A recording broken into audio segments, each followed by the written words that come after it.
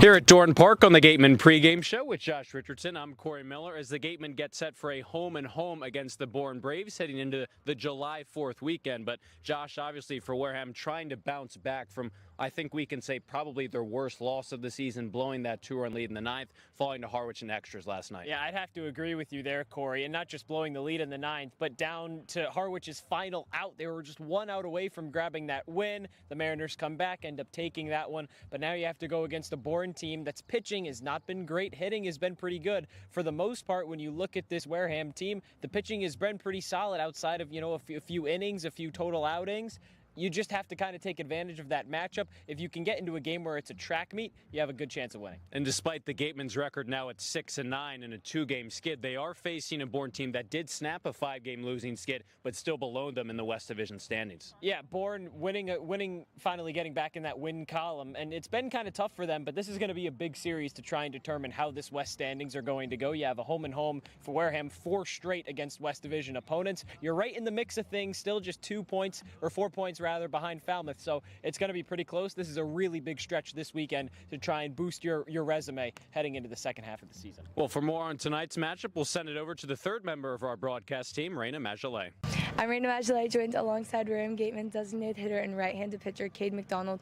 So Caden, yesterday you got your first start of the summer season. What pitches were really working for you yesterday?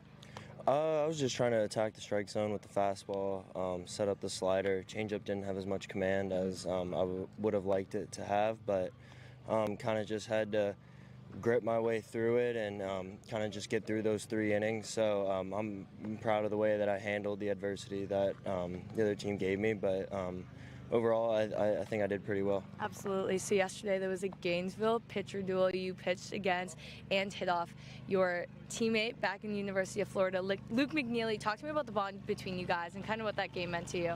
We're really close, so it was really cool to go up against him, both on the pitcher side of it and hit against him. So that was really cool, and it was just a good experience to have, and we were joking after the game, and it was just a good matchup to have. I bet. Well, good luck tonight. Thank you. Rayna, thank you. We hope you all can join us at 6 o'clock tonight on Cape League TV. Here at Doran Park on the Gatemen pregame show with Josh Richardson, I'm Cory Miller.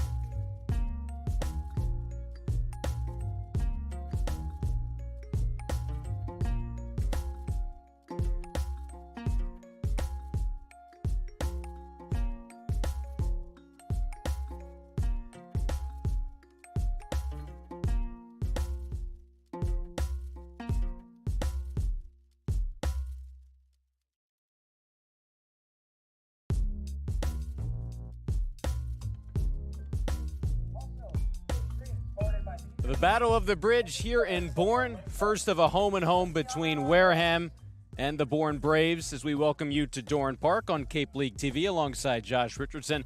I'm Cory Miller, getting set for Braves and Gatemen in just a couple of minutes. Zane Petty gets the start on the mound for the Braves, as we talked about in the open. Snapped that 5-game skid, now looking to build off of that as they sit just below the Gatemen at 5-9-1 in the West Division standings. Yeah, it's really a tight West Division race when you look at it. Hyannis has a little bit of a lead, but then Falmouth through Cotuit at the bottom, 7-7-1, 5-9-1, so just 4 points separating second and last place in that division. It's going to be tight. Now, the good news for the Gatemen is that they have a really good opportunity here to kind of propel themselves back up in the rankings. They're sitting third now at 6-9, but 4 straight contests against West Division opponents. This is a really big opportunity for them to try and, battle back in and claim that second spot at least here in the West. And not to mention, Cotuit has also joined Bourne at 5-9-1, so they sit right behind Wareham as well, one back in terms of that win column. Both one tie for Cotuit and Bourne. As we get a look at the lineup for Ryan Smy's squad, Braden Randall, after a couple days off, is back in the leadoff spot, hitting at second base. Levi Clark behind him at first. Andrew Kane in left, he hits third. Chris McHugh, the DH, cleans things up. Easton Breyfogle in right field hits fifth. Hunter Carnes hits sixth and plays catcher. Landon Stripling, the third baseman, at seventh. Batting eighth is the center fielder Hayden Yost. And Van Shane rounds things out at shortstop. It's a pretty good lineup for the Gatemen today. Some new names, well, not new names, but some names that haven't been seen in a while. Braden Randall's had a couple days off. Easton Breyfogle had the day off yesterday. Other than that, 7 guys that played yesterday against the Mariners, and that was one that really stung, Cory. Definitely a game here and an opportunity to kind of wash that loss out of their mouths.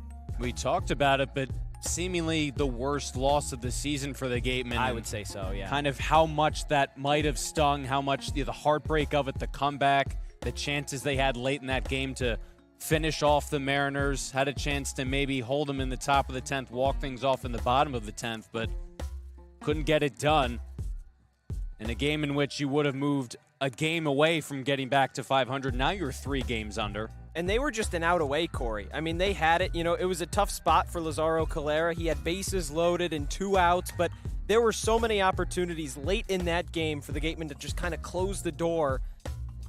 It's tough to really look back on it, but, you know, I said it at the end of the broadcast yesterday, Cory, you know, if we get down the line and, you know, these games really start to matter, you know, so much more. Gatemen are fighting for a playoff spot, 1 game out, you know, maybe a couple points in, and, you know, those games in August really matter. That's one that you can really look back on and say that could be a deciding moment in the season. Braden Randall steps into the batter's box. Zane Petty, the righty out of Texas Tech, 4.38 ERA. Now in his 4th start of the summer. Winds and deals, first pitch of the night, swung on a miss. Fastball right there by the swinging Randall. We're officially underway here from Doran Park. Randall at 256, no homers, 6 RBIs. Again, a couple nights off, back into that leadoff spot. Here comes the 0-1. Another fastball. This one misses high and outside.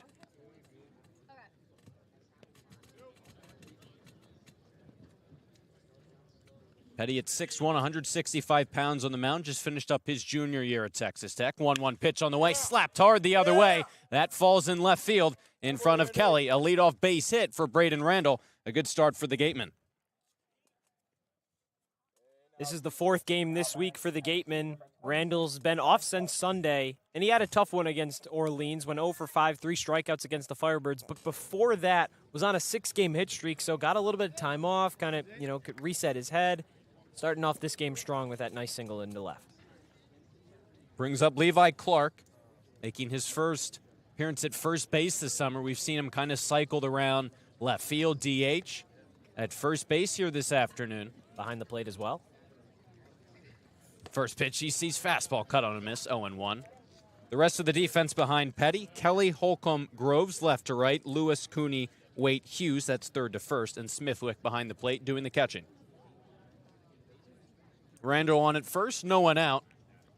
Top of the first, Braves and Gatemen. 0-1 pitch to Levi Clark. Gets underneath of it, high fly ball into very shallow right field. Waite out from his second base spot towards the line, makes the call on the catch for out number 1.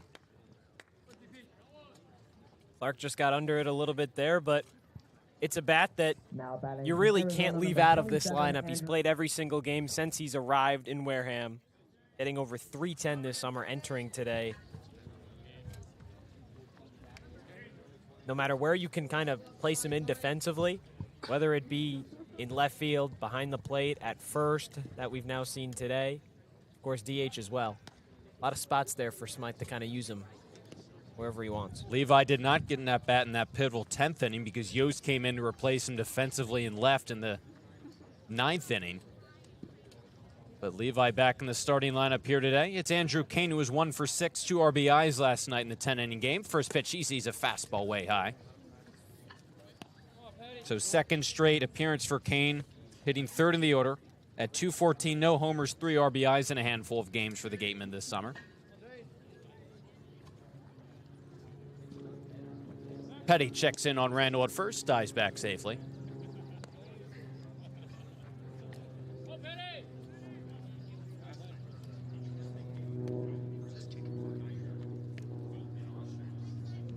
.11 walks, 16 strikeouts so far this summer for Petty as that pitch is flied in the air to center field. Drifting back is Holcomb, settles under it, in fairly deep center field, but not deep enough as Randall retreats to first. Holcomb makes the grab, and there's 2 away. Yeah, 395 out to dead center here at Doran Park. This is the first time that the Gatemen have gotten to play the Braves this season, so definitely need to get acclimated to the new park and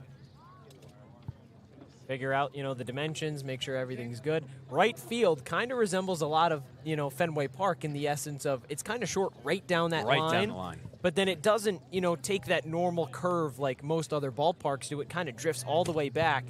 So not far down that line thereafter, it goes out to about 360. Randall back after a pickoff attempt. 330 down that left field line.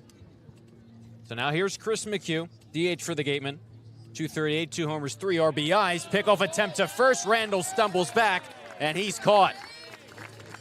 Hughes applies the tag. And Petty out of the inning on the pickoff attempt. So for the Gatemen in the top of the first, no runs, 1 hit, and no one left on. At the end of the top of the first, it's the Gatemen 0 and the Braves coming to bat on Cape League TV.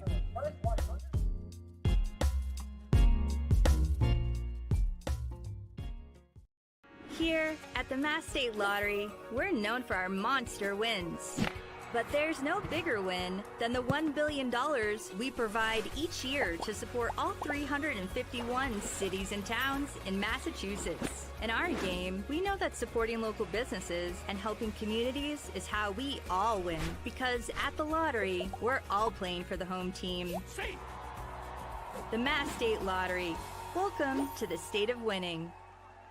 A+ repairs smartphones, tablets, game consoles, and computers. Get it done right the first time. Cape Cod Central Railroad is proud to sponsor the Wareham Gatemen for the 2nd year in a row. Experience the scenic beauty of Cape Cod like never before. Journey through picturesque marshes, cranberry bogs, and dunes on our historic rail line. Whether you're savoring a 5-course gourmet dinner, enjoying a Sunday brunch with a live jazz band, or bringing the family on a narrated excursion, there's a ride for everyone. Departing from Hyannis and Buzzards Bay, visit capetrain.com to book your ride today.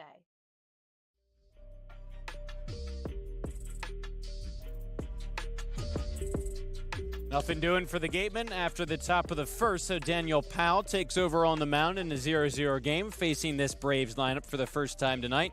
Powell in his 4th game started now this summer was the Gatemen's opening day starter. Seems like he's kind of gotten better as time's progressed, especially in that last start. He has. He's up over 10 innings so far this summer. He's got 5 strikeouts. He's pitched pretty well, except for that matchup at Hyannis.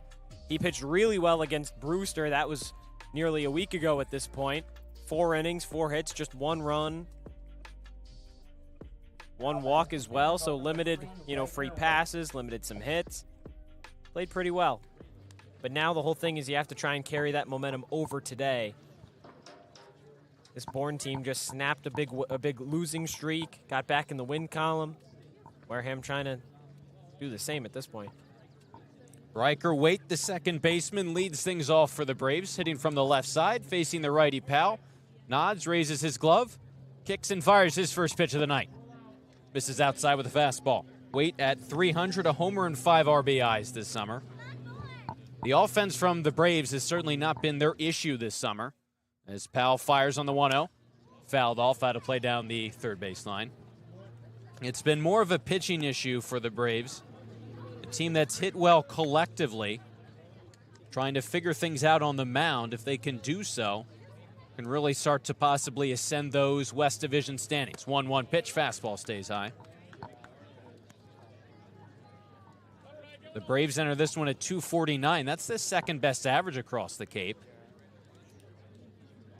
And hitter's count right now is Riker Waite, as he slaps that one hard into right field. Drifting back is Brayfogle, hustling back, and he is able to track it down in the gap. Nice running grab. Loud out number 1. Cory, you mentioned, how good this Bourne team is hitting-wise. 249 average, tied for second across the entire Cape.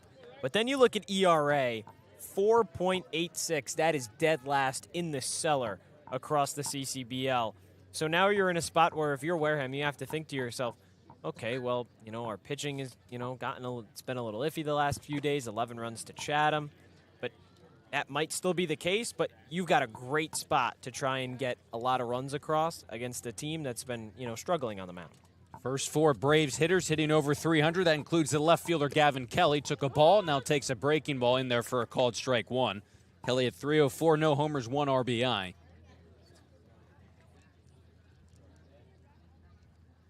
Powell back to work. Here comes his 1-1 pitch. Another breaking ball, another called strike. Kelly, Lewis, Aloy, Hughes, Holcomb, Smithwick, Grooves, and Cooney. The batting lineup for the Braves here tonight. No one on, 1 away, and a 1-2 pitch from Powell. Fastball fouled straight back.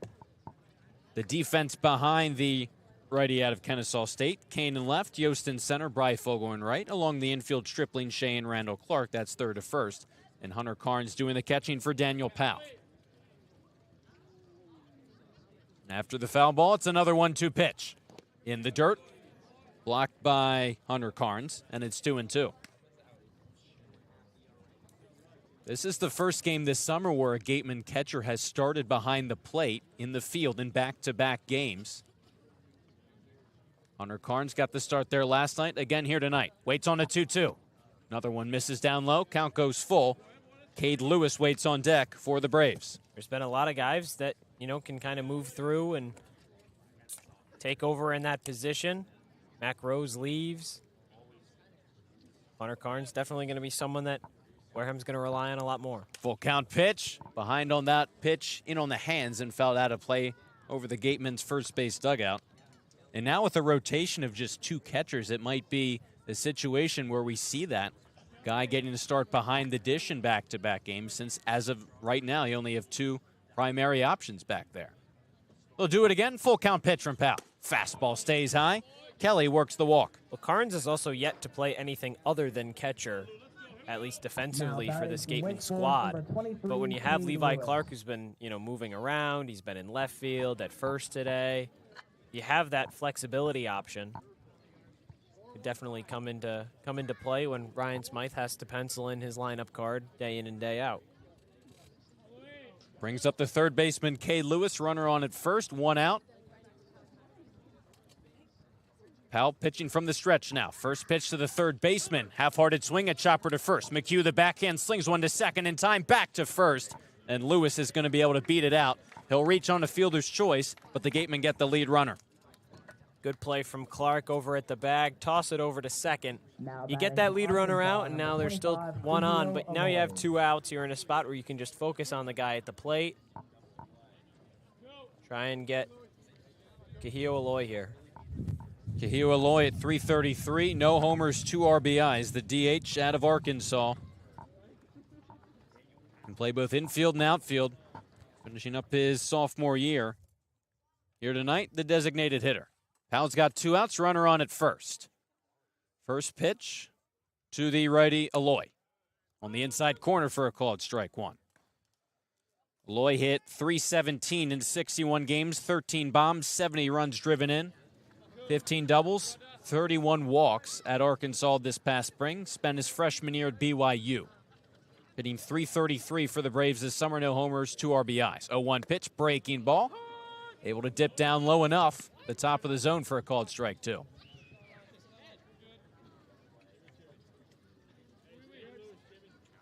Now looking to strand the runner on at first to end the first. Lewis stands there, 2 outs.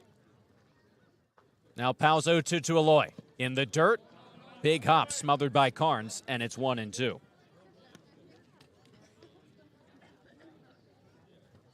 Again, Bourne at 5-9-1 entering play. Wareham just above them in the West at 6-9. Falmouth sits at second, 7-7-1. Hyannis at 8-5-2 leads the West Division. 1-2 pitch now.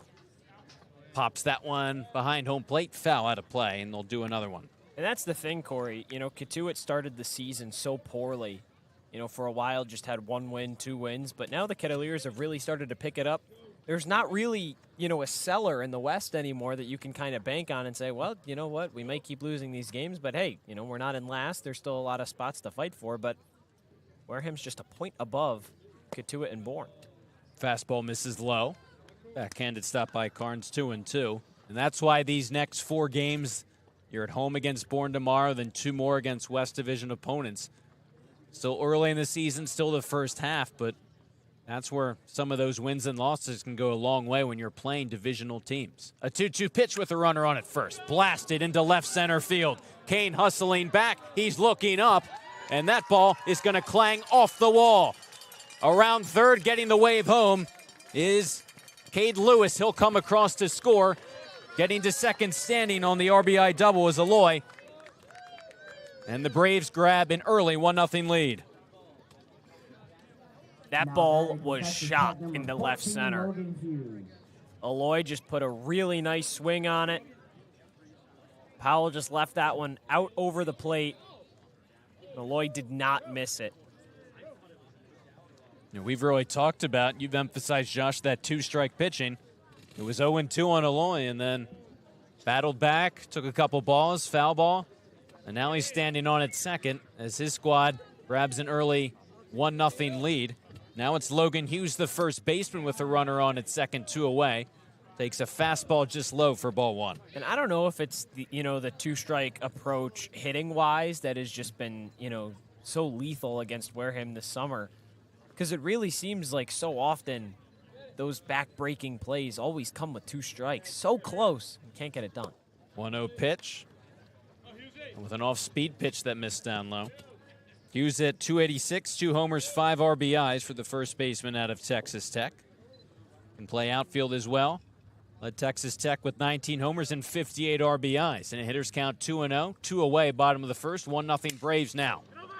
Bounce to the right side, fielding it is Randall. It gets through his legs and into right field. Aloy around third, he comes in to score. Hughes reaches first, drives in a run, and just like that, it's 2-0 Bourne. Now batting from Vanderbilt, number 34. That's a tough break. That was very lightly hit from Hughes. Doesn't matter how hard it is, just matter where you place it. It's a play that Randall probably should have made. Either way, you got to live with it. Move on. 2-0 Braves. Now, all of a sudden, they plated 2 runs. Powell was a pitch away from getting out of the inning with a runner on at first. Now it's Braden Holcomb, the center fielder. Righty-on-righty matchup. First pitch is a breaking ball down for ball 1. And Randall was able to get there, it looked like, just couldn't smother it. Got underneath him, rolled into right field. Would have been an interesting play at first because McHugh went for that ball kind of in between them, so Powell would have had to cover first. But at the very least, even if you smother it, the run likely doesn't score. Runner on at first, 2 away, a 1-0 pitch. Swing and a miss, strike 1. Now you just got to focus, if you're Powell, to just get out of the inning. Don't give up any more damage. Hughes isn't in scoring position, so you have a little bit of real estate. Just focus on Holcomb at the plate. Holcomb at 196, no homers, 3 RBIs this summer. 1-1 pitch, runner takes off, and that breaking ball is chopped foul into the Braves' third base dugout. There's that hit and run, but the good news is now you're ahead on him, 1-2.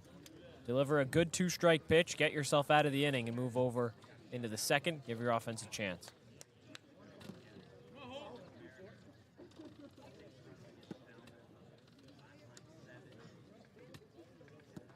As of now, it goes down as a hit by Hughes to plate that last run. That's where he stands at first. 2 strikes on the batter, Holcomb. 2 outs, bottom of the first, 2-0 Braves early on. Powell's 1-2. Chop to the left side, gets underneath. Stripling out of his reach and into left field. Holcomb finds the hole on the left side of the infield. 3 straight hits from the Braves.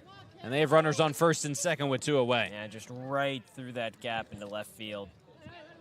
It's a tough play. As a righty hitter at the plate, Stripling kind of thinking about, well, if he pulls it, I have to be ready down the line. Cheyenne is up the middle. There's a guy on first base anyway. So, with Hughes threatening, Cheyenne has to think about, okay, well, if he tries to steal, Hunter Carnes is going to throw it down to me. I have to be close enough to the bag to try and get him out, and those 2 things just leave a big hole to split the infield dirt and head out into right, or into left, rather. Campbell Smithwick, the catcher, hitting from the left side. .250, no homers, 2 RBIs for the catcher this summer. Runners on first and second, 2 away. First pitch he sees, outside corner. Misses low and outside, appealed to the field. Charlie Tashian says he did not go. And so it's 1-0 on Smithwick. Smithwick out of Ole Miss, just finished his sophomore year. Batting here, bottom of the first, 2 runners on for him. Powell's 1-0 pitch. Breaking ball that sneaks in there for a called strike 1 on the outside corner.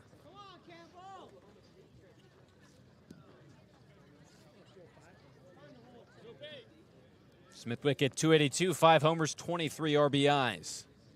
The Rebels this past spring. 1-1 pitch on the way from Powell. Swing and a miss at a fastball, and it's 1-2.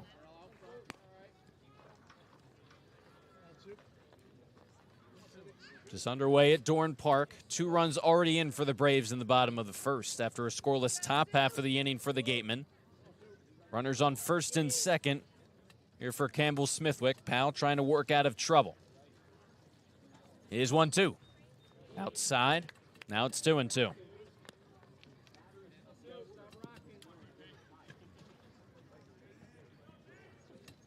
Campbell, the 7th hitter in this Bourne lineup.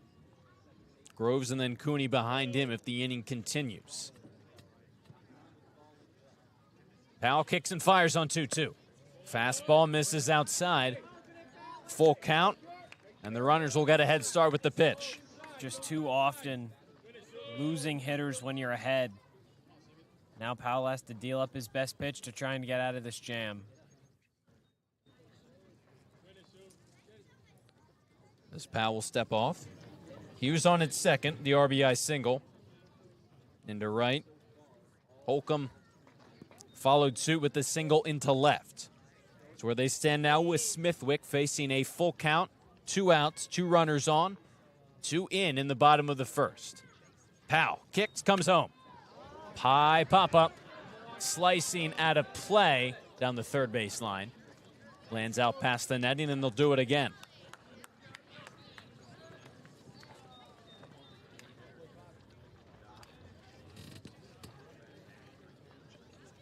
Smithwick, who was originally committed to Oklahoma State. That's where he played his freshman year, playing this past spring at Ole Miss.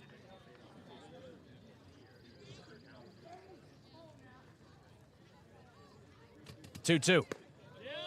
3-2, that is, misses high and outside. So Powell loses Smithwick on ball 4. After 3 straight hits, a walk to Smithwick to load the bases for Nick Groves. And you were just ahead 1-2. And I think that's the frustrating part is, you know, not that one instance happened, but that it happens, it seems so often, Cory, in these big spots, right? I mean, so many chances to get out of innings, to, you know, shut down any runs or rallies that opposing offenses might be going on. And it just has never gone in the way of the Gatemen, it seems like, this entire season. Go back to last night, they were 1 out of ways. You've talked about it's only the first inning, but the last thing you need when you lost a game as heartbreaking, as tough as last night is to find yourselves down in an early hole. But it's not even just, you know, you lose it in the 9th, right? In the 10th, you have 2 outs and still just that ghost runner on second, you know, 2 really quick strikeouts, and then a walk, and then a wild pitch, and then another walk, and then, you know, you walk a guy in, you know, it's just, and that's how you end up losing that game. And listen, the Gatemen have shown the resolve all season long. They've rebounded from 2 separate 3-game losing skids, but obviously you don't want that snowball to keep getting bigger and bigger and bigger after a tough loss last night. Trying to bounce back here. Eric Luxus, the pitching coach, just finished talking things over with Powell on the mound. Bases are loaded. Nick Groves, the right fielder, at 211. No homers, no RBIs this summer. After the mound visit, Powell kicks and delivers on the outside corner for a called strike 1.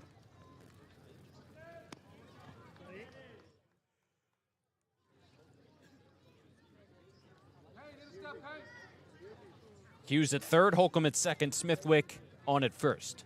2 hits and then a walk. Powell's 0-1 pitch on the way. Sails high, and it's 1-1.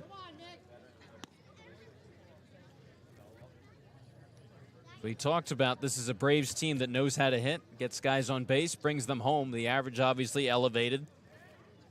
We thought last night might be more of a pitcher's duel. Already 2 runs in here tonight. 1-1. Powell locates well on the outside corner. Once again, he's a strike away from getting out of the inning. The Gatemen want to win this one. It's going to have to come on the back of their offense. 1-2, bases loaded, 2 outs, 2 runs in, bottom of the first inning. Braves and Gatemen here on Cape League TV. Powell kicks, delivers. 1-2 pitch, off of the glove of Carnes. It caroms away. Sprinting to the plate is Logan Hughes. He comes across to score. Another run in for the Braves, make it 3-0. Carnes went to the backhand, got a piece of it with the glove, then off of his shin guard, and it caromed away. Powell delivered 2 really nice fastballs to get those first 2 strikes. And he goes to the breaking pitch. It gets away. I feel like you have to go back to the fastball here and just kind of rely on that. Try and blow it by him. That one sails way high on a fastball. Now it's 2nd and 3rd. It's a full count on Nick Rose. First base is open, still 2 outs, bottom of the first. Now 3 runs in for the Braves. Groves hitting from the left-handed side, facing the righty Powell. Kick steals, 3-2 pitch, swing and a miss. So Powell escapes the inning without any more damage done, but not before the Braves strike first in a big way. Played 3 runs in the first. The Gatemen have some work to do. On the offensive side, we played an inning here at Doran Park. 3-0 Bourne on Cape League TV.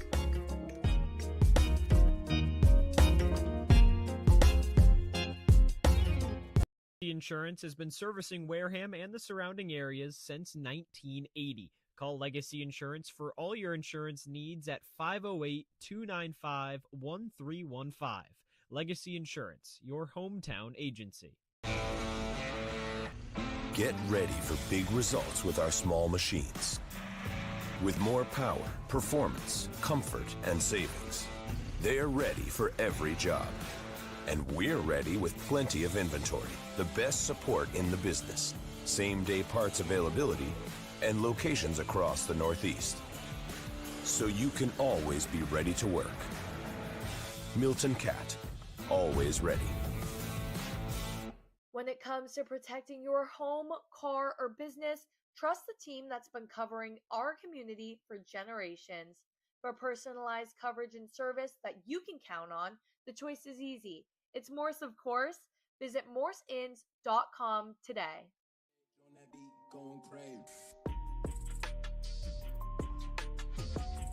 Zane Petty finishing up his warm-up pitches. We'll get back to work in the top of the second. He's got a 3-run cushion here from Doran Park and Bourne. Chris McHugh, Easton Breyfogle, Hunter Carnes, 4-5-6 for the Gatemen. They didn't face that much of a deficit last night, but against Chatham, obviously that 9-run deficit, only at 3 here, but a tough start after 1 inning for Wareham. Yeah, 9 runs in the first 3 innings against the Anglers and had to fight back from down. Ended up losing 11-6, but it's just something you can't concede that and then, give yourself a respectable chance to fight back. This is a spot where Bourne has the worst ERA across all of Cape Cod, nearing 5. Take advantage of that. This team can hit, so prove it here. McHugh swinging on that first pitch. High fly ball deep to left field. Kelly drifting back. Kelly watches this one fly out of here.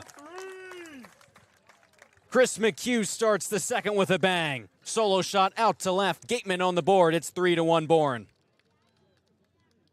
So that works. I like that, Corey. That was pretty cool. How about that? That'll do. All right, you 2 more of those. You cut the deficit. All right, now you're only down by 2. You keep that going. Now batting from Arizona, number 20. If you see something, attack it. That's been something with this team that has kind of been, I don't know if it's been preached, but it's really been at least worked on this entire season so far. Team doesn't have a high on base, but they hit. Breyfogle takes a breaking pitch in there for a called strike 1. A 286, no homers, no RBIs. Again, short sample for Breyfogle early on in his Gateman summer. He goes the other way, deep to left field. Kelly drifts back, and this time has plenty of room to make the catch. Breifogel was trying to go back-to-back, just not enough air underneath that one, and it's out number 1 here in the top of the second. That's McHugh's third home run of the season, and he hasn't been here for very long when you look at it. His first one came against YD just last week. One against YD, one against Brewster, and now today at Bourne. Petty back to work now against the righty swinging Carnes, who swings and misses at that first pitch breaking ball in the outer part of the plate, 0-1. But this was something we talked about yesterday as well, Cory, is that it seems like all of the home runs that get hit come with nobody on base. Weak number down the first baseline foul. And obviously you'll take them when you get them, but it limits the damage when you're hitting those solo shots and the RBIs are limited. Just one home run this year. That was not a solo home run. That was Caden McDonald against YD. 0-2 quickly to Carnes. High pop-up, drifting into foul territory down the first base line. Hughes over and makes the catch in front of the Gatemen dugout for out number 2. So after the homer, 2 quickly retired. No one on, 2 away as Landon Stripling digs up to the plate. But as an offense, you know, capitalizing with runners on, especially in scoring position, is so crucial. And they've certainly scored runs, so it's not like they haven't been doing that, but at least when it comes to the long ball, just can't catch a break when guys are on base. First pitch Stripling sees from Petty, sails high and outside. And McHugh was at bat when Randall got picked off in the first. Obviously, you never know what's going to happen if he didn't get picked off, but the value of getting base runners and maintaining them, 1-0 to Stripling, is low and outside, 2-0. Stripling was 0 for 5 last night to lower the average underneath 200, but had been swinging a hot bat coming into play. Was up at 220, thereabouts. Has played some really solid defensive third base. That fastball to him misses well high, and it's quickly 3-0 on the Gatemen third baseman. Stripling, who was with Chatham last summer. Third straight game for him. 3-0 pitch. Another fastball that misses high. Stripling walks on 4 pitches to keep the inning alive with 2 outs. Keep it moving, keep it going. Talked about, you know, hitting home runs with guys on. Hayden Yost had that first one of the season. That was over at White House Field against the Mariners. Be a nice time for his second of the year. Yost got 1 at-bat in the game last night after appearing as a defensive replacement for Levi Clark. Hit in the 10th, struck out swinging, so he was 0 for 1. Facing the righty Zane Petty on the mound, with Stripling leading off of first. 1 run in for the Gatemen and 2 away. First pitch in the dart. Smithwick slides across to block it. Yost at 200, homer and 3 RBIs this summer. Getting the start in center field tonight. That appearance last night cemented his streak of games played. Appeared in every one thus far for the Gatemen this summer, even if he hasn't started all of them. Taking a fastball in the inside corner, it misses. So it's 2-0, 6 straight balls thrown by Zane Petty. And especially defensively, he's been so crucial, you know, out in center field. It's where he's played in just about every game. Came in yesterday and left, but, you know, Chase Cruson played pretty well in center as well. 2-0 pitch. Fastball upstairs for ball 3. Vance Sheehan waits on deck. And it's been great that his bat has been going lately. You know, his bat has started to, you know, really pick up. Started pretty slow, but he kind of really couldn't take his glove out of the field, but now it's just an added bonus that he's also producing at the plate. 3-0 pitch, taking all the way, takes a called strike 1 on a fastball. Hitting 8th here tonight. We've seen him top of the order a little bit. He's hit 5th sometimes. They've maneuvered him all around in the order. In a big spot here, runner on at first, 2 away. 3-1 pitch is clubbed in the air to left field. Kelly jogs back, backpedaling at the track, and he makes the catch for out number 3. Yost gave it a ride, just a little short of that left field fence for out number 3. The Gatemen get on the board courtesy of Chris McHugh. His 3rd big fly of the summer makes it a 3-1 game. We played an inning and a half here at Doran Park. 3-1 Braves. If you need to dig, lift, move, grade, clear, or cut, pump, weld, clean, light, and just about anything else, dial up the rental source for the newest and the most reliable equipment in New England. Staffed with equipment and construction experts, Milton Rents, your local source. As the sponsor of tonight's game, PCT Federal Credit Union is proud to root for the home team. We're thrilled to offer great rates on auto loans, home equity lines of credit, and so much more. Visit us on Cranberry Highway in West Wareham. Reed Custom Soils, a subsidiary of the AD Makepeace Company, is New England's most experienced precision soil blender. Reed is the leading provider of the lightweight planting soil for green roof installations, stabilized stone dust for nature paths and pedestrian walkways, bioretention rain garden soils, and specialized soils for athletic fields, including your newly renovated Spillane Field. To learn more, visit reedcustomsoils.com. Shameless Plug Electric, hitting home runs on every job. Wareham's top choice for electrical work. Call Shameless Plug Electric.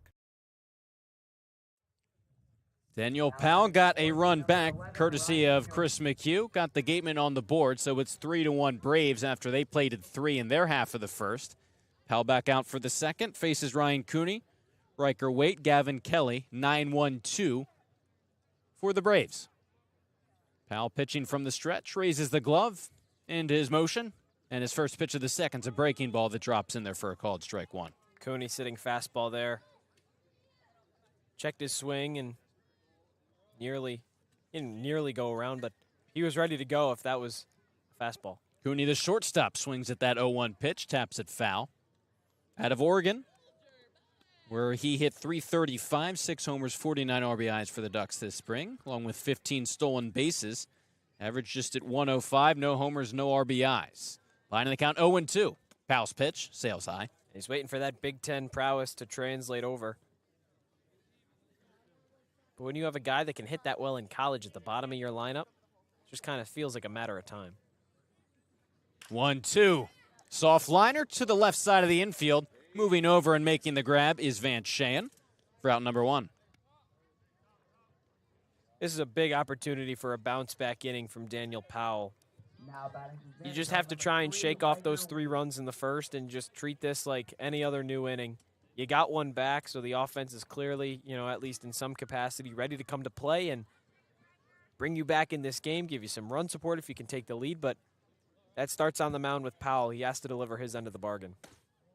First pitch to Riker Waite in his second at-bat. It's a fastball that dips outside, 1-0. Waite line to right, his first time up. There's a breaking ball that catches the inside corner for a called strike one. And at this point, probably be naive to think Bourne's not going to threaten to score. They're one of the best hitting teams in the league. As here comes Powell's 1-1 pitch. Right there for a called strike two. But it's about limiting the damage with the deficit early in this game. But the Gatemen have showed even with a deficit, they're able to try and fight and come back as they attempted to do against Chatham. 1-2 pitch, swing and a miss. Fooled them on a breaking ball down low. And Waite down swinging, 2 up, 2 down to begin the bottom of the second. And that Chatham game, they cut the lead almost in half. 9-0 to 9-4. The Anglers responded and plated 2 more. But there was a little bit there, those 4th through 6th innings, that it kind of felt, well, maybe the tides are turning here. Could Wareham come back? Is maybe 5 runs instead of, 6 or 7 in the first, however many it was. Like, keep it a little bit lower, give yourself a better chance. Kelly took a fastball low for ball 1 in his second at-bat, drew a walk his first time up. That time takes a fastball at the knees for a called strike 1. And obviously 3 runs, far more manageable than 9. But as Ryan Smythe said, we talked about it yesterday, the Gatemen were just a couple swings from making that a 2-run game against Chatham the other night. 1-1 pitch, a delivery from Powell. Way outside, and it is 2-1.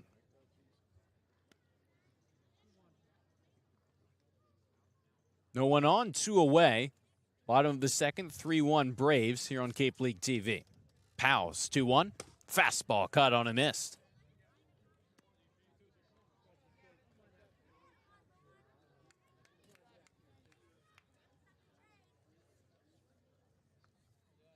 Powell looking for a clean frame after his team got him a run back in the top half of the inning. 2-2. Just getting a piece of it was Kelly, popped it straight back. Cory, here at Doran Park, just looking at, how everything is set up with, the netting behind home plate. Man, there is a hole set up for the camera for the TV broadcast for Bourne, and there is it's centered so you don't have to look through the netting, but that baseball almost went right back into it. Gavin Kelly swings and misses. Breaking ball down low. No foul ball through that little hole in the netting. Comes up empty on that hack. Clean inning for Daniel Powell. 3 up, 3 down, including 2 strikeouts. Post the 0. We move ahead to the third. 3-1 Braves here on Cape League TV.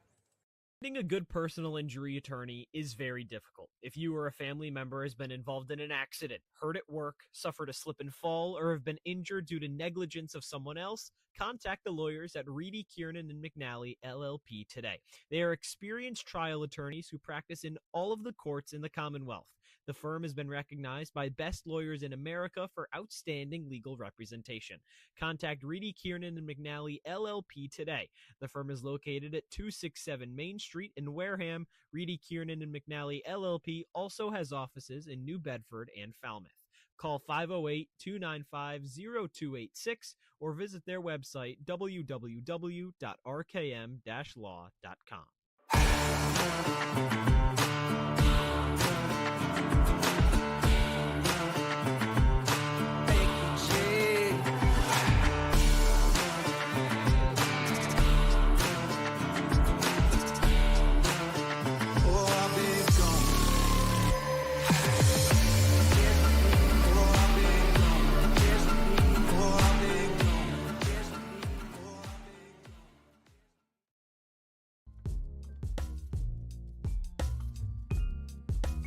The Gatemen got 1 back in the top of the second, maybe looking for more here in the top of the third, down by 2. Back with Josh Richardson on Cape League TV. I'm Cory Miller as Van Shane strolls to the plate to begin the top of the third.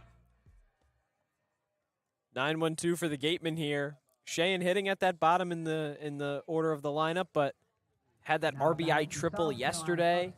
Delivered that insurance run. It was 4-3, made it 5-3.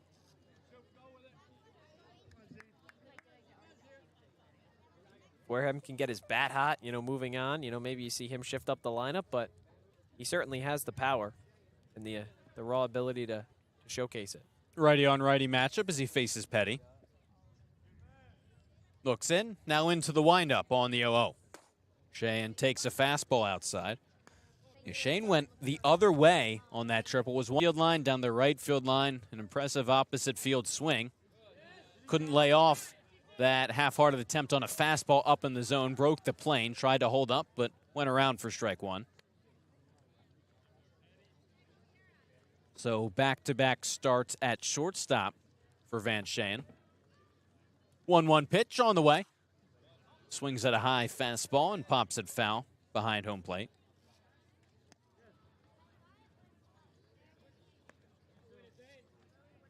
Shane got his average up to 206, a homer, 3 RBIs on the summer.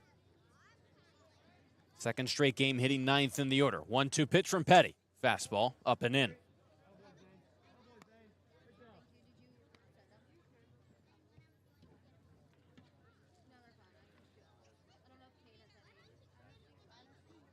Petty kicks, deals 2-2. Breaking ball out in front of it as it caroms off the third baseman Lewis. Shane will reach. The tough play for the third baseman Lewis. Couldn't come up with it cleanly on the backhand, and Shane starts the inning by getting to first. Yeah, I was going to say, Cory, he tried to backhand it and, flip his glove upside down, grab it, and turn it over into his right hand. And it was a tricky play. It took a late bounce as it reached from the infield grass into the dirt. Made it difficult for him over at third, but Cheyenne over safely. Good way to start the inning. An air charge to Lewis, first error of the night between these two teams. Randall at the top of the order shows bunt and sends a chopper bouncing foul behind home plate. The Gatemen have certainly not gotten a lot of bunts down this summer. That's for sure. In fact, the only sack bunt they have gotten down was Mac Rose, the only one this summer. Not a ton of attempts, but there have been a few of them. So now the third baseman Lewis in on the grass guarding against the bunt. Randall singled to begin the game. With Shane on at first, no one out. Randall holds back and takes a ball outside. Well, Randall has popped a couple up, and that's been, it's not even like, the sack bunt didn't work because it went right at somebody and, it was hit too hard and the lead runner got out. No, I mean, he's just gotten it straight up in the air. Bat just below the ball, couldn't square it up, and, easy plays for whoever's been behind home plate. Shane back via the dive on a pickoff attempt. And it's not like the Gatemen don't practice bunts. You watch batting practice, every single batter's taking at least a couple bunts through their rounds. Another pickoff attempt. Once again, Shane dives back safely. And Randall, with his speed, if he can get him down in fair territory, place him well, especially if the defense is not expecting it, could really be a weapon for him to not only advance a runner, but even try and beat it out. See what he opts to do on this 1-1 pitch. Takes a fastball. It stays upstairs. 2-1.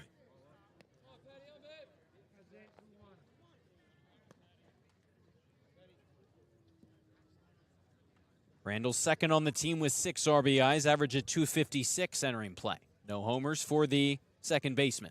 2-1 pitch to him. Breaking ball, hooked high, pop up out of play down the right field line.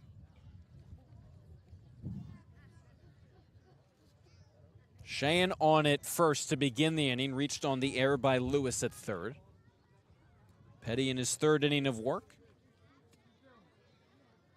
In his fourth start of the summer. Count sits at 2-2 on the Gateman leadoff man. Pitch on the way. Slap the other way. It's through for a base hit. Braden Randall has gone the opposite way into left field twice tonight. Already has 2 base hits. Nice 2-strike swing. And just like that, the Gatemen have 2 runners on to begin the third. Great way to wipe that Orleans game out of your memory and just get back in the flow of things. His 6 games before that had 9 hits. Now he's already got 2 today. He has been a staple at the top of this Wareham order. Somebody that, when he's in the lineup, should be hitting in that slot. Hitting day in streak and day out. had come to an end, but starting a new one here today. One can only hope. Righty on righty matchup as Levi Clark takes a ball in the dirt. Second plate appearance. Pop to the second baseman, Waite, his first time up. 2 runners on for him. Gateman trying to tie this game up early on in the third. Shane at second, Randall at first. And now Petty's 1-0. Clark swung at that one. Out in front, got a little bit of a piece of it. Just a tapper foul, so it's 1-1.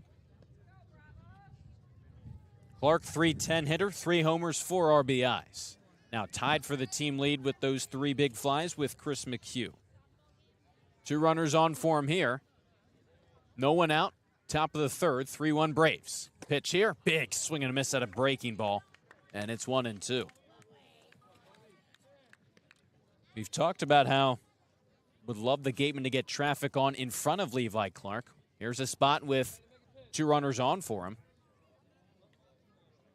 Looking to up that RBI total. 1-2 pitch from Petty. Breaking ball, slithers inside, just missed the zone, and it's 2-2. Clark's somebody that said, too, he likes hitting with runners in scoring position, runners on. Have the opportunity to capitalize, get a couple more in for the Gatemen, cut this deficit down a little bit more. Now a 2-2 pitch on the way. Up and in, it got a piece of him. Looked like it clanged off that elbow guard on the left arm. Thank goodness for that. Levi Clark hit by the pitch. It'll load the bases for the Gatemen here in the third. Clark shakes it off, walks down to first, loads the bases for Andrew Kane. Just like that, Kevin Curtin, pitching coach for the Braves, out to the mound to talk things over with Zane Petty. Can't really blame him here. Talk about some things with Petty. He gave up the home run, but other than that, in the second inning was pretty solid. Walk Stripling, but a couple flyouts, a pop out. The only real threat of traffic that he's faced in this game was when Randall reached in the first inning on that leadoff single, but then quickly retired Clark and Kane and then picked off Randall over at first. This will be a big test for him here. Bases loaded, nobody out. Kane's just played 4 games so far as a Gateman. Already has 3 RBI, so he's come through with runners on base. That's just one shy of Levi Clark. 2 of them yesterday. Bases are loaded for him. Corner infielders in. First pitch to Kane after the mound visit. Fastball located perfectly on the outside corner, strike 1. The Gatemen surrendered 3 runs in the first. Got a run back on McHugh's big fly in the second. Now the bases are loaded. No one out. Top of the third. Petty pitching from the windup. The 0-1 pitch. Fastball. Sails outside. Shane on at third. Reached on the fielding error by Lewis at third. Randall the base hit. Clark was hit by a pitch. Again, corner infielders are in. Middle infielders at about halfway depth. 1-1 pitch to Kane. Swing and a miss at a breaking ball. He wanted that one. He tried to send that for a ride. Behind 1-2, got to protect the plate here. McHugh on deck, and now a 1-2 pitch from Petty. In the dirt, takes a hop right into the chest protector of Smithwick. Even though you're behind in the count here, you have to remember, he has to pitch to you. There is nowhere to put Andrew Kane in this spot.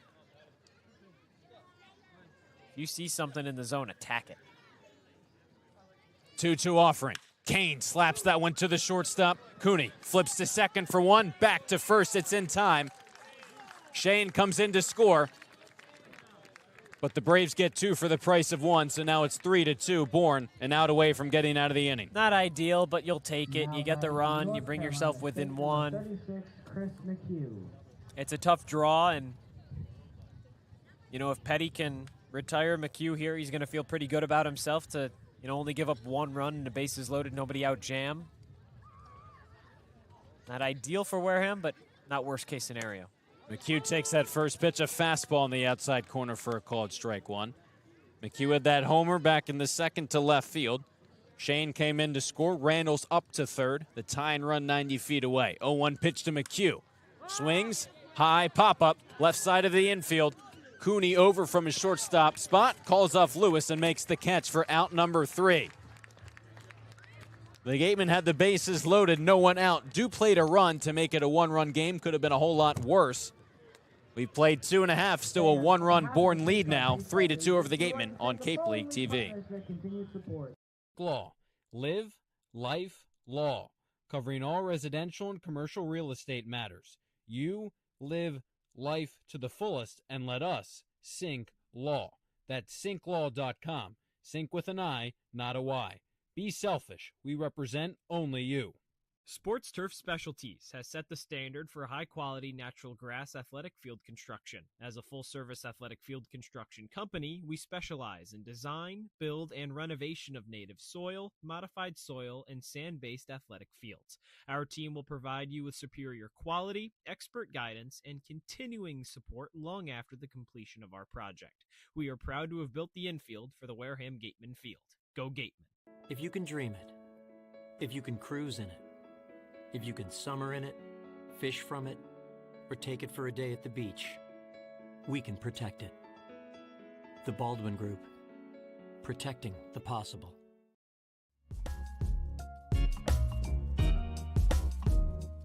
Gatemen trying to claw their way back into this one early on. We played 2.5 as we welcome you back to Doran Park on Cape League TV. Alongside Josh Richardson, I'm Cory Miller. A run for the Gatemen in the second, a run for the third. They could have gotten more bases loaded, no one out, but now just a run behind against the Braves. But you know what, though, Cory? You're in the third inning now. The 3 Braves runs came back in the first. Powell went 1-2-3, 2 strikeouts in the second. Build off of that momentum. Keep him comfortable on the mound. He started to find a groove a little bit here. Just try and continue that. It's the middle of this Braves lineup. Lewis reached on a fielder's choice. Aloy had that double, and then Hughes this single. So a couple guys that have knocked you around, but chance for redemption. First pitch to Lewis in his second at-bat. On the outside corner, off speed pitch for a called strike 1. Lewis out of Wake Forest, finishing up his sophomore year there. 6'3", third baseman. 0-1 pitch. Went to the same spot with the fastball. Missed just low, 1-1. Lewis was previously at Butler, the Big East Freshman of the Year in 2024. Second in that conference in hits with 78 a year ago. 1-1 pitch to him. Swinging, bouncer to the right side. Randall gobbles it up and slings it over to Clark for out number 1. Now batting Arkansas, number 25, Kahio Aloy. Kahio Aloy next to hit for the Braves, and this is where it started to unravel for Daniel Powell in the first. Aloy didn't miss a home run to left by all that much.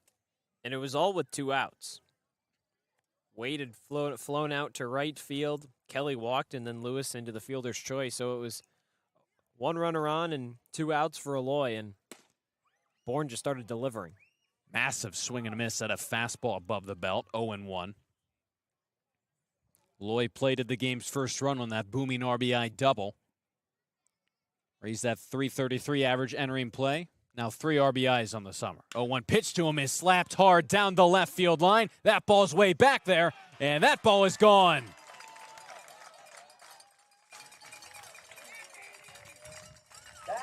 Kahio Aloy didn't miss a homer by much in the first. No doubt about this one.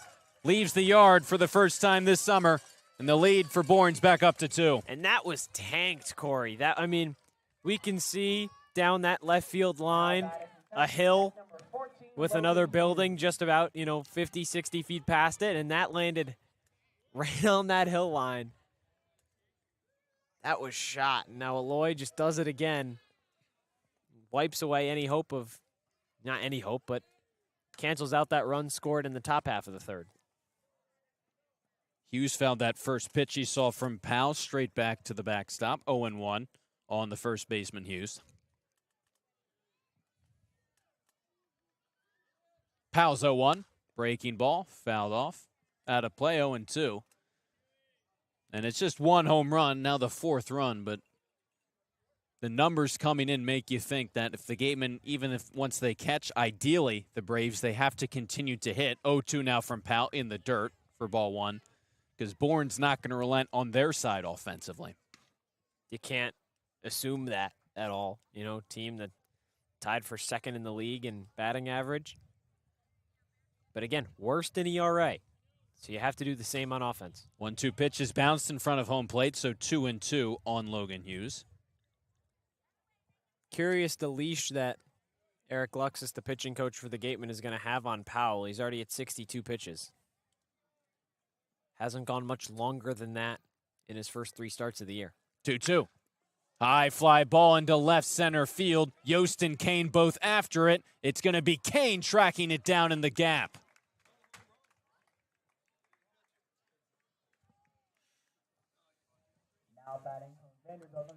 Hughes almost made it back-to-back shots for the Braves. Got into one deep to left center field. And a big out number 2. Nice play from Kane to range over from left field, make that catch in the gap. He had a little bit of real estate before the wall, but not a whole lot. Good awareness, of the situation. Called off Yost, made sure that it was his ball, and good second out here in the third. Second at bat for the righty hitting Braden Holcomb. Swings at that first pitch. Pop fly down the right field line, drifting into foul play. Clark has room, settles under it, and makes the catch before the fence for out number 3. So Powell out of the inning, but not before Kahio Aloy. A solo shot on an absolute bomb out to left field. Gets one of those runs back for the Braves. Leads back up to 2 through 3 innings of play, 4-2. The Braves over the Gatemen on Cape League TV. Turf Specialties has set the standard for high-quality natural grass athletic field construction. As a full-service athletic field construction company, we specialize in design, build, and renovation of native soil, modified soil, and sand-based athletic fields. Our team will provide you with superior quality, expert guidance, and continuing support long after the completion of our project. We are proud to have built the infield for the Wareham Gatemen field. Go Gatemen. There hasn't been a ton of training when it comes to bat speed or products for players to be able to train bat speed.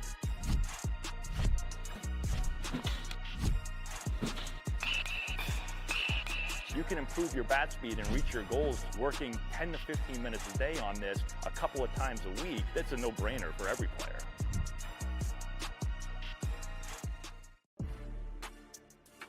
You can make any bat feel lighter by adding a velo puck knob. Instead of having to go get a whole entirely new bat, you can simply add the puck to it.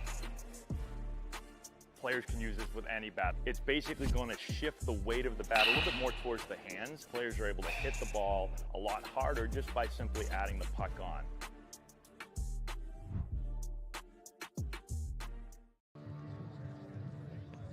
Some early offense for both of these two teams. 4 runs for the Braves, 2 for the Gatemen. Find themselves down by a pair through 3 innings of play back here on Cape League TV. Breyfogle, Carnes, Stripling to lead things off, 5-6-7 for the Gatemen. Back to work once again with 2 runs to score to even up the score. You got 1 in the second, you got 1 in the third. Now try and do it again in the fourth. Breyfogle, Carnes, and Stripling is a good 3 that are due up. Based on, previous performances, Stripling's been swinging a pretty hot bat. Carnes had a nice day yesterday, 2 doubles. Breyfogle a triple in his first game for the Gatemen. First pitch hit home plate, low for a ball. 1-0 on Breyfogle. Got a decent hold of 1 back in the second, but flew out to left. In his second at bat, 1-0 pitch, misses beneath the knees, 2-0. It's 2 runs so far tonight. We're early on, but the 3 games so far for the Gatemen after the off day, as it's a 2-0 pitch from Petty.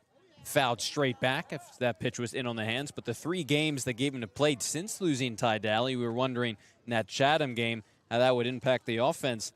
The Gatemen offense has been there over the past 3 games. It has been. 6 runs against Chatham, 5 yesterday.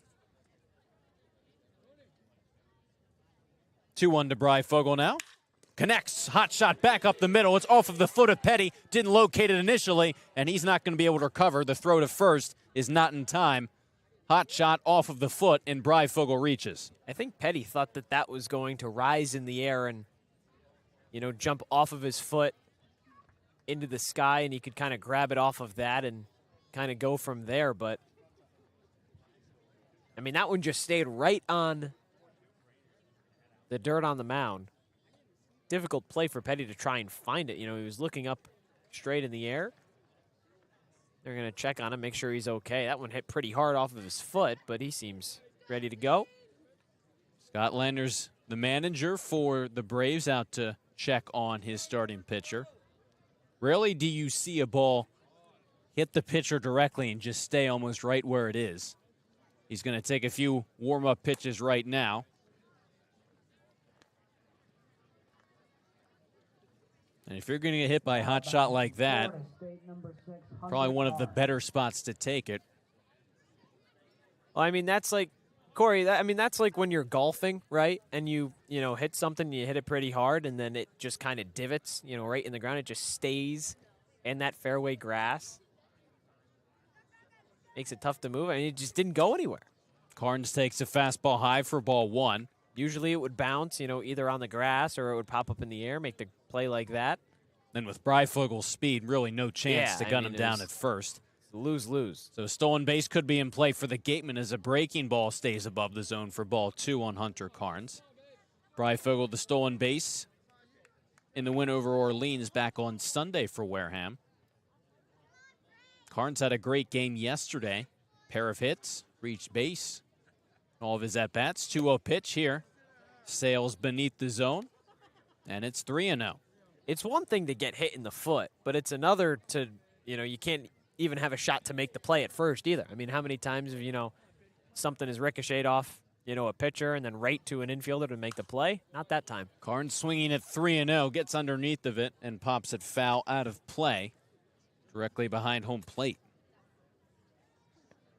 Carnes was 2 for 2 last night and drew 3 walks, the average up to 273 entering play. 2 doubles for the Gatemen backstop against second straight start behind the plate. There goes Breyfogle, pitches a called strike, throw down is high, and no chance to nab the speedy Breyfogle. Swipes second and now into scoring position. It wasn't a great jump from Breyfogle, but he has the speed to make up for that. reached safely. Tough throw there from Smithwick. Now you got a guy in scoring position, nobody out. Big spot here. From 3-0 to 3-2. Petty back on the mound. Carnes at the plate, Stripling on deck. Runner on at second, no one out. Pitch here in the dirt, ball 4. Carnes works the walk. The Gatemen loaded the bases to begin the top of the third, and now first and second for them. No one out for Landon Stripling here in the fourth.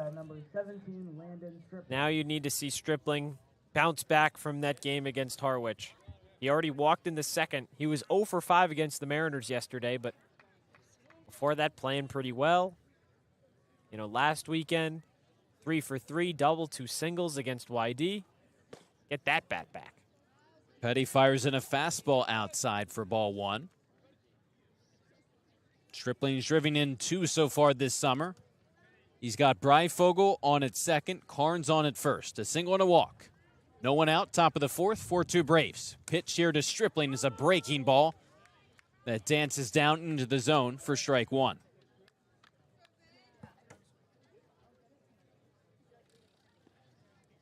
The lefty hitting Stripling against the righty arm on the mound, Petty, has allowed 2 runs, one of which was earned. 1-1 pitch, swing and a miss. Had a ball down beneath the knees, and it's 1-2.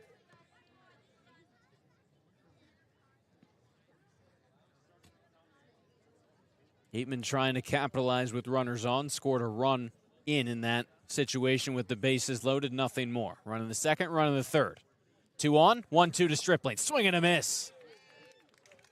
Petty went back to the well with a pitch down beneath the knees. Stripling another swing and miss, so he's down on strikes for out number 1 in the fourth. Yeah, and I mean, those breaking balls, those were probably starting at Stripling's chest, and then every single inch that it got closer to the plate just dipped and dipped and dipped. Thought it was going to land right at his knees and just kept going all the way to his ankles. So now an opportunity for Hayden Yost with 2 runners on. 1 out, first and second, top of the fourth. Petty from the stretch fires in a fastball at the knees for a called strike 1. Yost flew to left his last time up. Only plate appearance for the center fielder so far tonight. Team trails by 2. 0-1 pitch to him, swing and a miss. Pitch down beneath the zone, and it's 0-2 on Hayden Yost.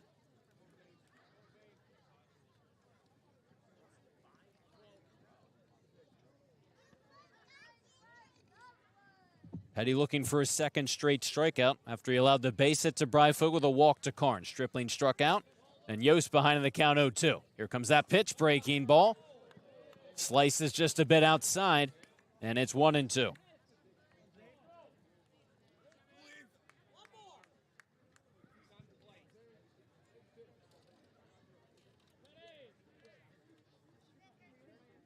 Chance for the Gatemen to tie this game once again. 1-2 pitch. Hard hit into shallow center field. In comes Holcomb. He can't make the play, lands in front of him. Breifogel had to hold up, gets the stop sign at third. So station to station go the Gatemen. Yost reaches at first, and now the bases are loaded here in the fourth. It was tough for Breifogel to try and get a read on that ball. Yost hit it off of, the barrel of the bat, but just not with that much velocity, and couldn't really tell if Holcomb was going to charge in on that, make the grab. So, with 2 outs, Breifogel's running. He's scoring on that easily, but had to hold up, didn't want to risk the double play. Either way, bases loaded for Van Scheen.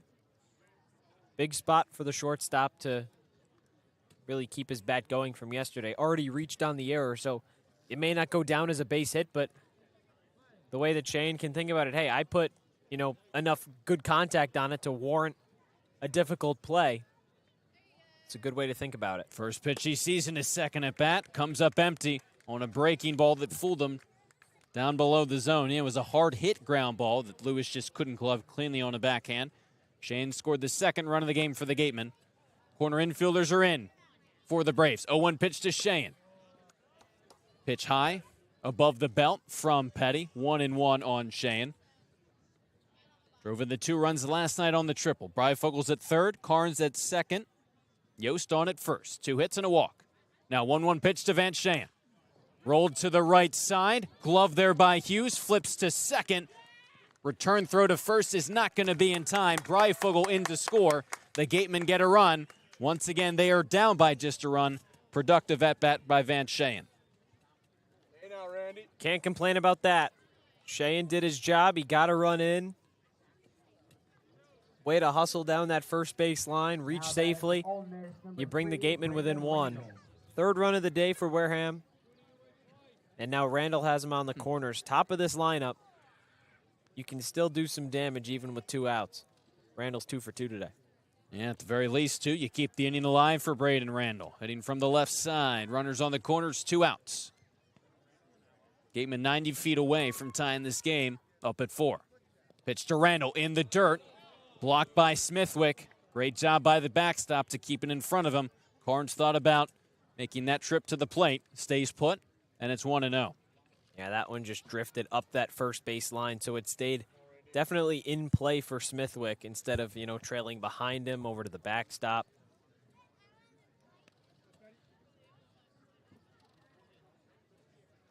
One-0 pitch with runners on the corners, a breaking ball. Zips just into the zone, and it's 1-1. Randall had a base hit with 2 strikes in his last at-bat. Singles in the first and the 3rd. RBI situation for him here. Runners on the corners, and the 1-1 pitch with 2 away. Popped up. Left side of the infield. The shortstop, Cooney, right in front of second base, settles underneath of it. Makes the catch for out number 3. Once again, the Braves bend but don't break. A run comes in to score for the Gatemen, so it's back to a 1-run game. Bourne still up 4-3 through 3.5 on Cape League TV. Wareham-based AD Makepeace Company, founded in 1854, is North America's largest cranberry grower and recognized leader in environmentally responsible real estate development and land stewardship.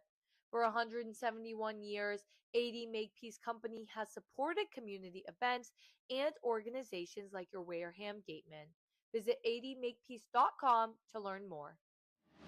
Cape Cod 5 is proud to be the official banking partner of the Cape Cod Baseball League.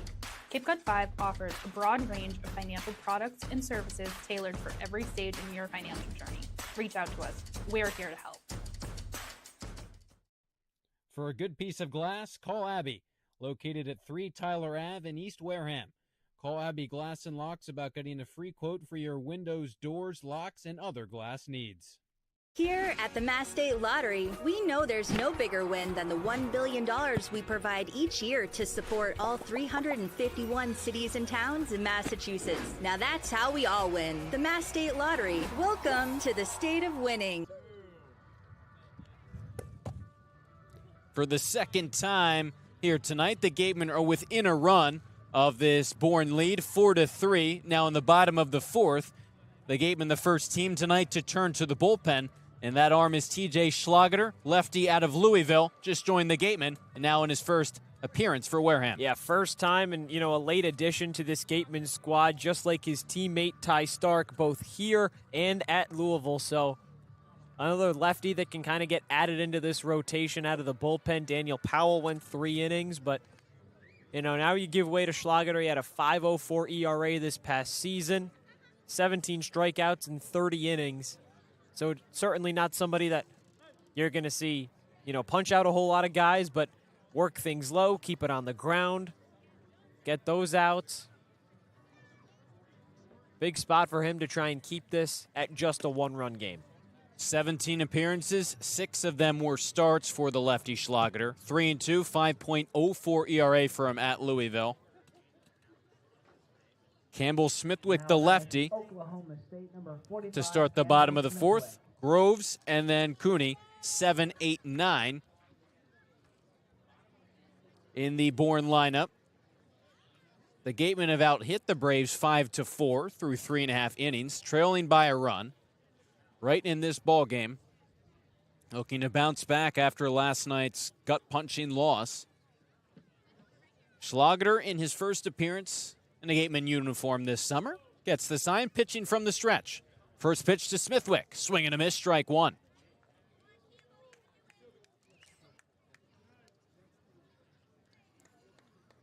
As Josh mentioned, Ty Stark, Schlager's Louisville teammate, has appeared for the Gatemen. Really solid appearance by Ty Stark last night. 0-1 pitch now. Popped him up. Right around third base into foul territory. Stripling makes the catch. A yard inside of the third base bag in foul territory. Smithwick retired on 2 pitches to begin Schlager's outing out of the bullpen.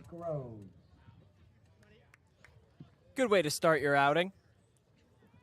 Schlager can just keep this up, build on that momentum. Be a big spot for him. That's something that the Gatemen don't have a whole lot of is lefties. When you look at, the entire bullpen rotation. Just a Cooper Consiglio being used as a starter. You get Stark to come in. Now you get Schlager to come in. Hudson Rowan, of course, a mainstay, but that's really it. Groves fouled a first pitch that was up in the zone. Straight back, so 0-1. The lefty Groves, and then Cooney, the righty, here in the fourth, facing the lefty Schlager just into the game. First Gateman appearance of the summer. 0-1 pitch here. Breaking ball and a good one. Bends into the zone. It's 0-2. And we've seen the Gatemen pretty confident, both offensively and on the pitching mound, to exploit the platoon advantages that they may or may not have. As here comes an 0-2 pitch to Groves. Takes low for ball one. But obviously using the lefties to their advantage to get outs when you have a couple of stack lefties in the opposing lineup like you do here with Smithwick and Groves both hitting from the left side to begin the last of the fourth. Chopper up the middle. Sheehan gloves. Spins throw to first in time. Vance Sheehan ranging all the way behind the second base bag. A spin and a throw. Nabs Groves flashing the leather here in the fourth. That was special out of Vance Sheehan at shortstop. It seems like that left side of the infield defensively has been playing so much better lately. As Landon Stripling has gotten more time at the hot corner, we've talked about it so many times, Cory. He played a lot of first base, a lot of DH, so playing third base. Didn't do all of that in college this past year, but was a little familiar with it, had to adjust. He's done so well. Vance Sheehan has done so well also. Great to have that type of leather over on that side. Schlager fires in a fastball called strike one on Cooney, who lined to Sheehan at short his last time out. Especially in close games, the errors have been the difference maker both for and against the Gatemen in some of these games. A 0-1 pitch by Schlager, misses outside on the heater. We saw Orleans a couple of errors on Sunday, ended up losing that game. The Gatemen a couple errors against Chatham. They lost that contest. Especially in close games, the defense counts for a lot. Schlager's 1-1 delivery. Slap back up the middle. It gets down in front of Yost. A 2-out base hit by Ryan Cooney keeps the inning alive for the top of the Braves order. Now batting from Vanderbilt, number 3, Riker Wade.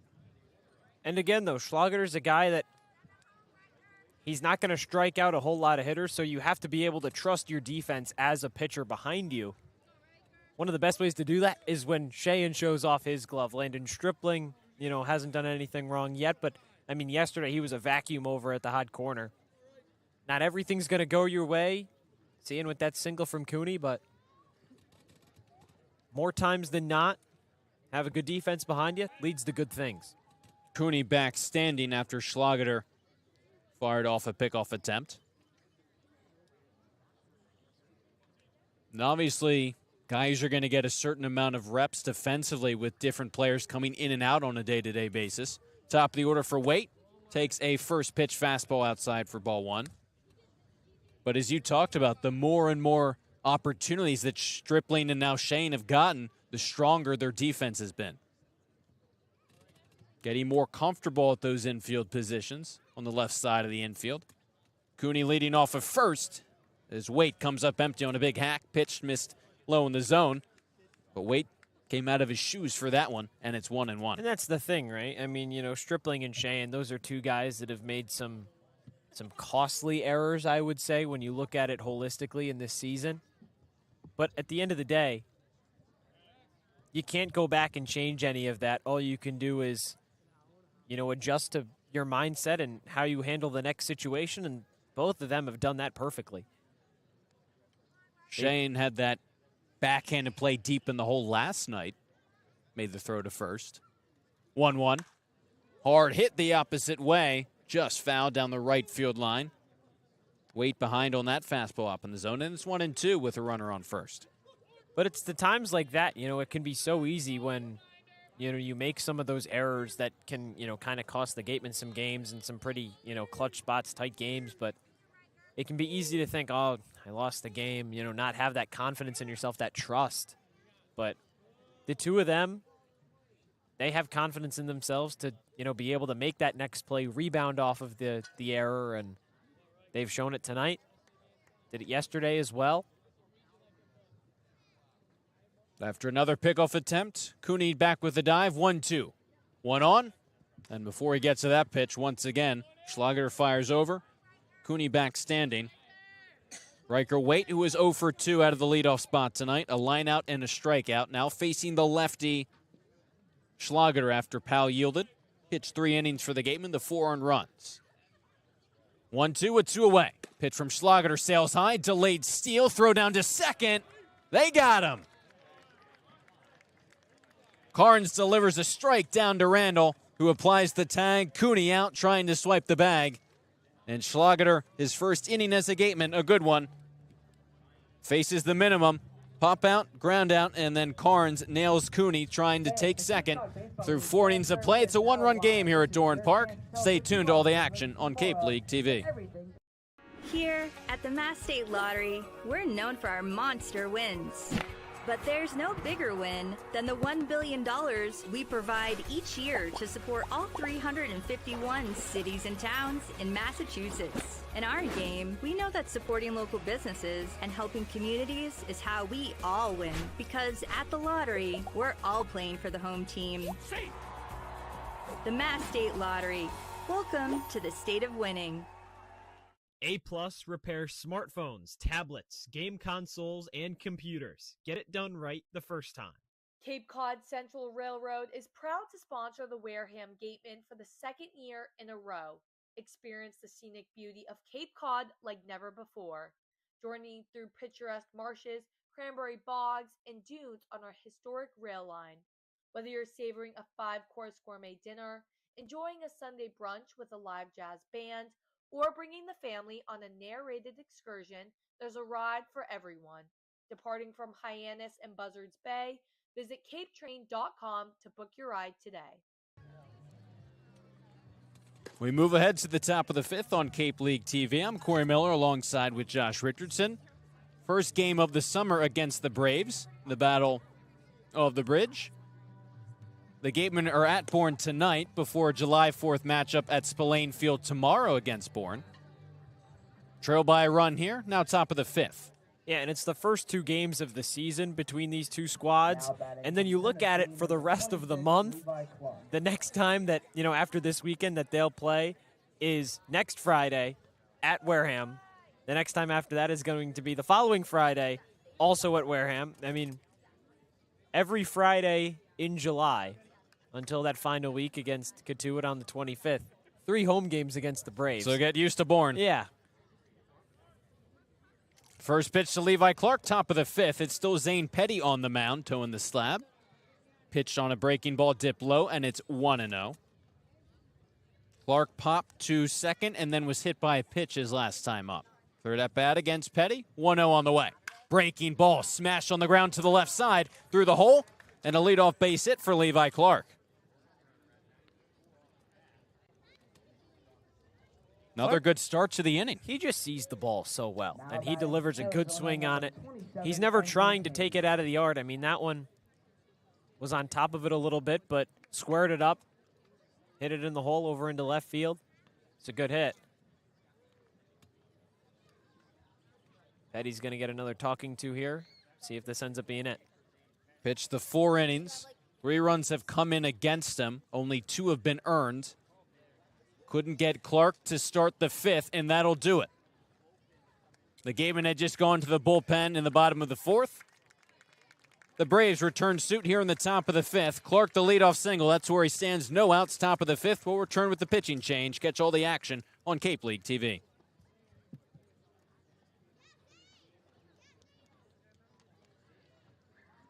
Insurance has been servicing Wareham and the surrounding areas since 1980. Call Legacy Insurance for all your insurance needs at 508-295-1315.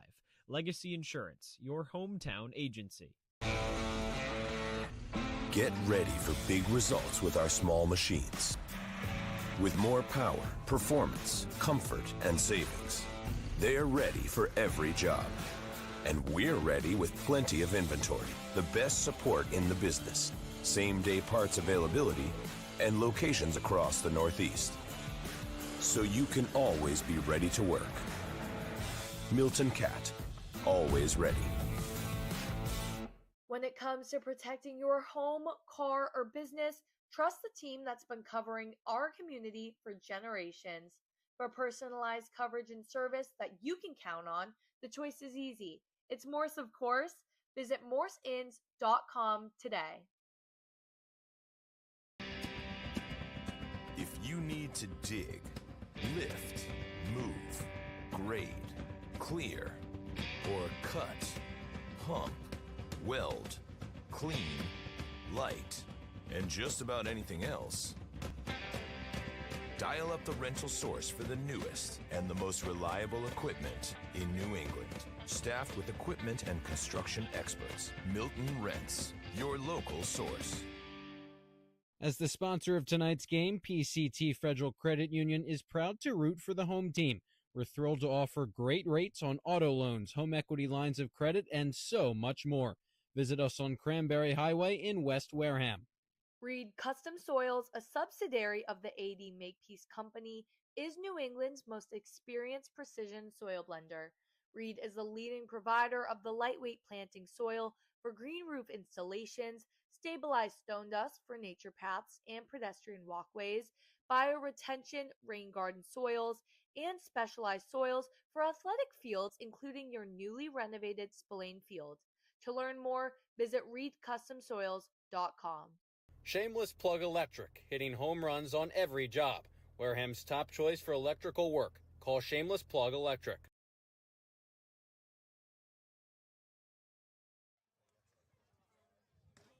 Colton Hartman gets the call out of the bullpen for the Braves. First time they have gone to reliever here today. So Zane Petty yields to the lefty out of Louisville. So two Louisville arms out of the bullpen. Hartman has not pitched at all so far this summer, but pitched for the Kettleers in 4 games last summer. Petty did pretty well for Bourne, 4 innings, did give up 6 hits, just 2 earned runs. Clark on first, he would be charged, so Petty's line still remains open here in the 5th, and it'll be up to Hartman to try and get out of it. Andrew Kane, the lefty. Lefty on lefty matchup. No one out, 1 on. First pitch, a fastball sails way outside, and the lefty move makes sense, giving that Kane's a lefty, McHugh the righty, then Breyfogle another lefty. So 2 platoon advantages for Hartman. Again, the southpaw out of Louisville, spent last summer, pitched 7 2/3 innings for the Kettleers. The 1-0 to Kane, misses low this time, outer part of the plate. Can't locate after 2 balls. Smithwick jogs out to the mound to talk things over with the 6'3 lefty. And it might just be making sure that their signals are correct. Make sure that they have everything squared away. Pitch comm, what's getting called. This is a big spot for Wareham to try and take advantage of a new pitcher. Lefty that, kind of struggled with control. He had 17 walks in 17 innings this past season at Louisville. He had the 20 strikeouts, so he has some pretty good stuff, but at some points you just might not be knowing where it's going to land. Tevin Curtin, the pitching coach, has joined Smithwick and Hartman out on the mound. Might be an equipment issue as well, but Curtin returns to the dugout. Smithwick back behind home plate. And now Hartman who appeared in 17 games, started 4 of them for the Cardinals this past spring.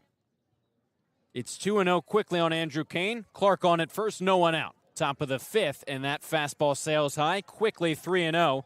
Chris McHugh, who has gone deep in this game, waits on deck. Kane has flown out, grounded into a double play that drove in a run back in the 3rd. 3-0 pitch on the way. At the knees for a called strike 1.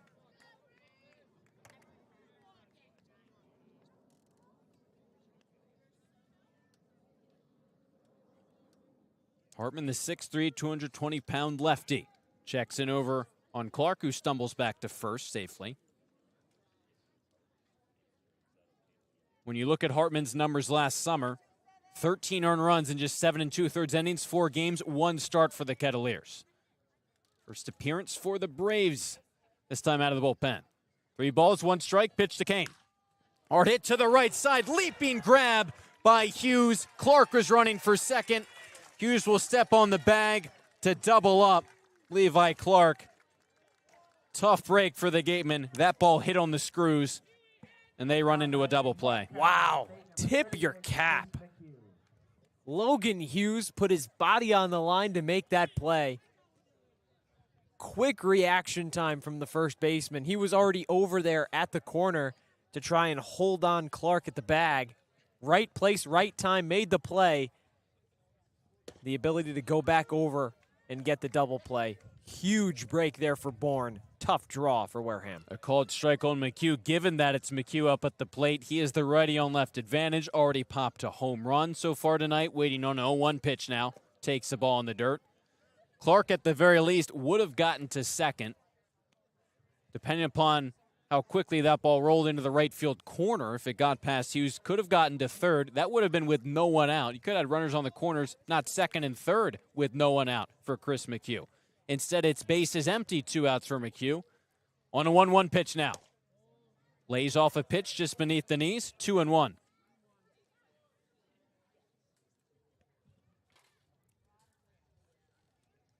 Could have had the tying and go-ahead runs on base. Now the tying run is at the plate, top of the 5th, no one on, 2 away. 2-1. On the way to Chris McHugh. Hard hit on the ground, out in front of it just a bit, rolls it foul down the third base line. He wanted it, though. Just a little bit too far out in front. That was a pitch. Fastball outside. Saw the fastball and just tried to pull it, but if he can sit back on that, maybe bring it the other way, hit it down that right field line. Hartman gets the sign. Into the line, 2-2 now. Bounce that one. McHugh spits on it, and it's 3-2. Breyfogle, the man on deck. That's the thing, too, Corey. You know, sometimes it may not be where you want to hit it, but when you get dealt a hand, you kind of have to play it how it lies.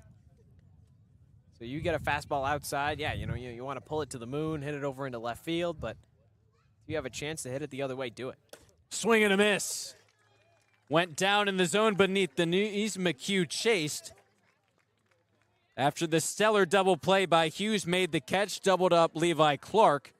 Hartman posts the 0 after he strikes out McHugh, preserves the Braves' lead 4-3 through 4.5 on Cape League TV. Finding a good personal injury attorney is very difficult. If you or a family member has been involved in an accident, hurt at work, suffered a slip and fall, or have been injured due to negligence of someone else, contact the lawyers at Reedy, Kiernan, and McNally, LLP today. They are experienced trial attorneys who practice in all of the courts in the Commonwealth. The firm has been recognized by Best Lawyers in America for outstanding legal representation. Contact Reedy, Kiernan, and McNally, LLP today. The firm is located at 267 Main Street in Wareham. Reedy, Kiernan, and McNally, LLP also has offices in New Bedford and Falmouth. Call 508-295-0286 or visit their website, www.rkm-law.com.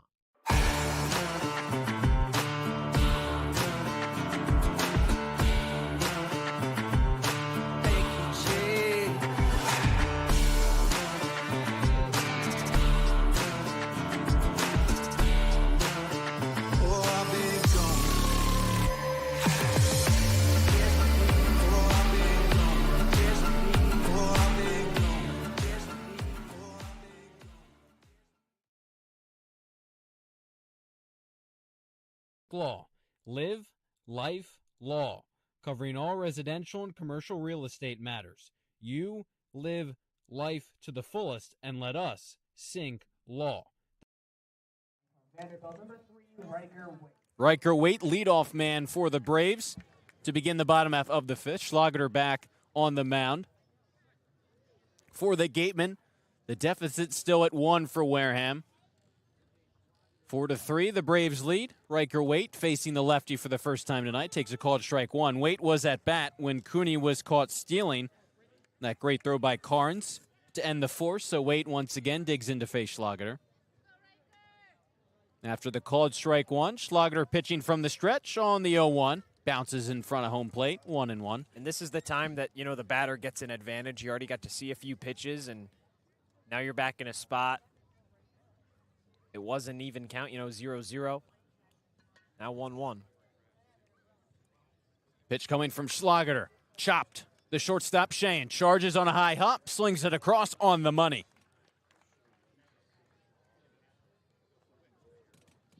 Waite retired via the groundout to begin the last of the 5th, so now it's Gavin Kelly. And Schlageter has faced the minimum thus far across his Gateman debut. Really nice patience from Van Scheen on that ground ball. It took a high hop to him, and, it can be really easy to try and just charge that ball. Had the patience to wait for the hop, bounced right up into his glove, waist high, easy throw over to first. Kelly has walked and struck out. Bending, breaking ball. That slithers in there for a called strike 1 from Schlageter. The Gatemen came oh so close, it seemed, to at least tying this game in the top half of the 5th, as it's an 0-1 from Schlageter. Fastball hit in the air to left field. Kane sprinting after it, drifting back, and makes the catch. Kelly gave it a ride. Kane's made a couple of nice catches in the left center gap. This one retires the second batter of the 5th, and there's 2 away. Yeah, he's had to. Kelly and Hughes have given some deep shots out into left center. Ranged over, make the grab. Not easy plays, but he's made it seem that way. Cade Lewis facing the southpaw for the first time tonight. Reached and scored a run on the fielder's choice. Grounded to second his last time out. Kahioi Aloy waits on deck.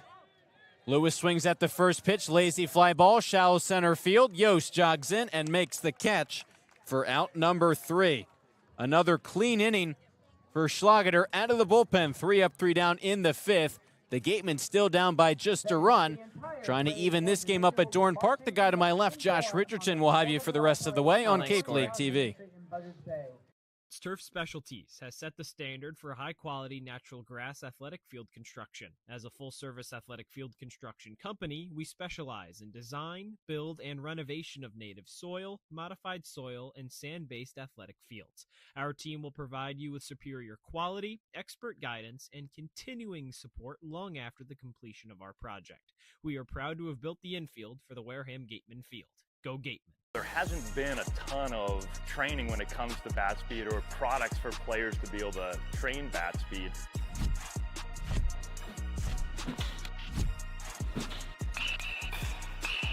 You can improve your bat speed and reach your goals working 10 to 15 minutes a day on this a couple of times a week. That's a no-brainer for every player.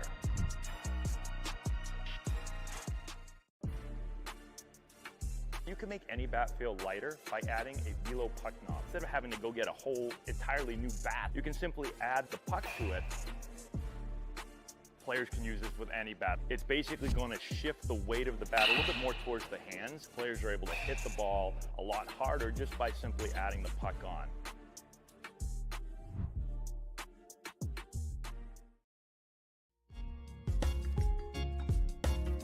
It's the 6th inning from Doran Park, and it's a 1-run game. Bourne leads Wareham 4-3 entering the top of the 6th. It'll be 5, 6, and 7 in this Gateman order. Breyfogle, Carnes, and Stripling due up here for the Gatemen. The approach, the same if you're Wareham. Try and get early runners on to start the inning, bring them home. It's just a 1-run deficit. The offense has been there tonight. You've out-hit Bourne. I kind of alluded to it to end that bottom of the 5th, but if this score holds up, I don't think it will, but if it does, we might look back to the top of the 5th when Hughes made that phenomenal diving double play to Rob Kane. All three of these guys have reached base already today, so no stranger to getting on first. A single and 2 walks between the 3 due up. First pitch, Breyfogle squares up a bunt over to Hartman, throws over to first, not in time. There it is. Talked about it earlier. If the Gatemen could get it down, place it well enough, if you have someone with that kind of speed, why not try and take advantage of it? Lefty on lefty matchup. Love that from Breyfogle and the Gatemen. Just onto that ground field. A tough play for a lefty on the mound to glove it, spin, and turn. Breyfogle flying down the line. And just like that, there's that leadoff base runner. Well, his other single was an infield single that hit off of the foot of Petty, and it stayed on the dirt, on the rubber. He was already well past the bag before Petty could, toss it down. First pitch to Carnes, fastball inside corner, strike 1. When Breyfogle reached in the 4th, he stole a base following. Might be a little bit more difficult with the lefty Hartman on the mound. Small lead. There's a check over. Lazy throw. He's back safely. And you're seeing Breyfogle's speed gives you options now, whether that's where you hit him in the order, move him to the top, move him in the middle. He's got pop. Can drop down the bunt if he needs to. Can beat out infield ground balls as we've seen. And can steal bases. Really looks to be a 5-tool guy. Breaking ball misses upstairs to Carnes. It's 1-1. That's somebody fun that you can plug into the middle of your lineup, right? I mean, he can hit for power. Did that at Arizona this past year, 15 extra base hits. Had the triple in his first game against Orleans over the weekend. 1-1, big hack and a miss from Carnes. He fouls it off. And that ability as a 5-tool guy, it allows you to slide him anywhere you need to. If there's a certain hole in your lineup, you want to give a guy protection. No matter what it is, he's hit 5th now here tonight. Seen him at 3rd. Again, you can really move him around and gives you a whole bunch of different skills. Hartman deals 1-2 at the letters, misses with the fastball. And you look at who he's hitting in front of. McHugh already had a home run today. Andrew Kane has had a few hard hit balls, had that double play to, put 2 outs in the 5th. And then above him, Levi Clark hitting 2nd. So a lot of big names on this Gateman squad. Breyfogle in that 5 spot. 2-2 breaking ball misses downstairs. Gives this offense a really good chance to, not just generate some power. McHugh, that was the 10th home run of the season for the Gatemen, but can play a little small ball with him at the middle of the order. Then that second half can pick up the slack. 3-2 in the air, straight up into the shallow infield. Smithwick calls everyone off, and he makes the grab. First out here. Catcher retired by catcher here in the 6th. Carnes had worked a good at-bat, so a lot of pitches just skied that one. Got a little bit underneath a pitch up in the zone. With now Colby Turner strolling up to the plate.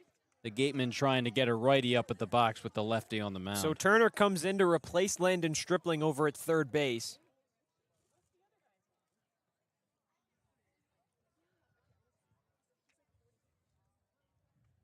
Turner, somebody that's played all over this infield for Wareham. He's played 2nd, he's played 3rd, check over late. He's played in right field as well, a couple other spots. Definitely versatile defensively, so can kind of plug him in wherever you want. Ryan Smythe elects to place him in for Landon Stripling.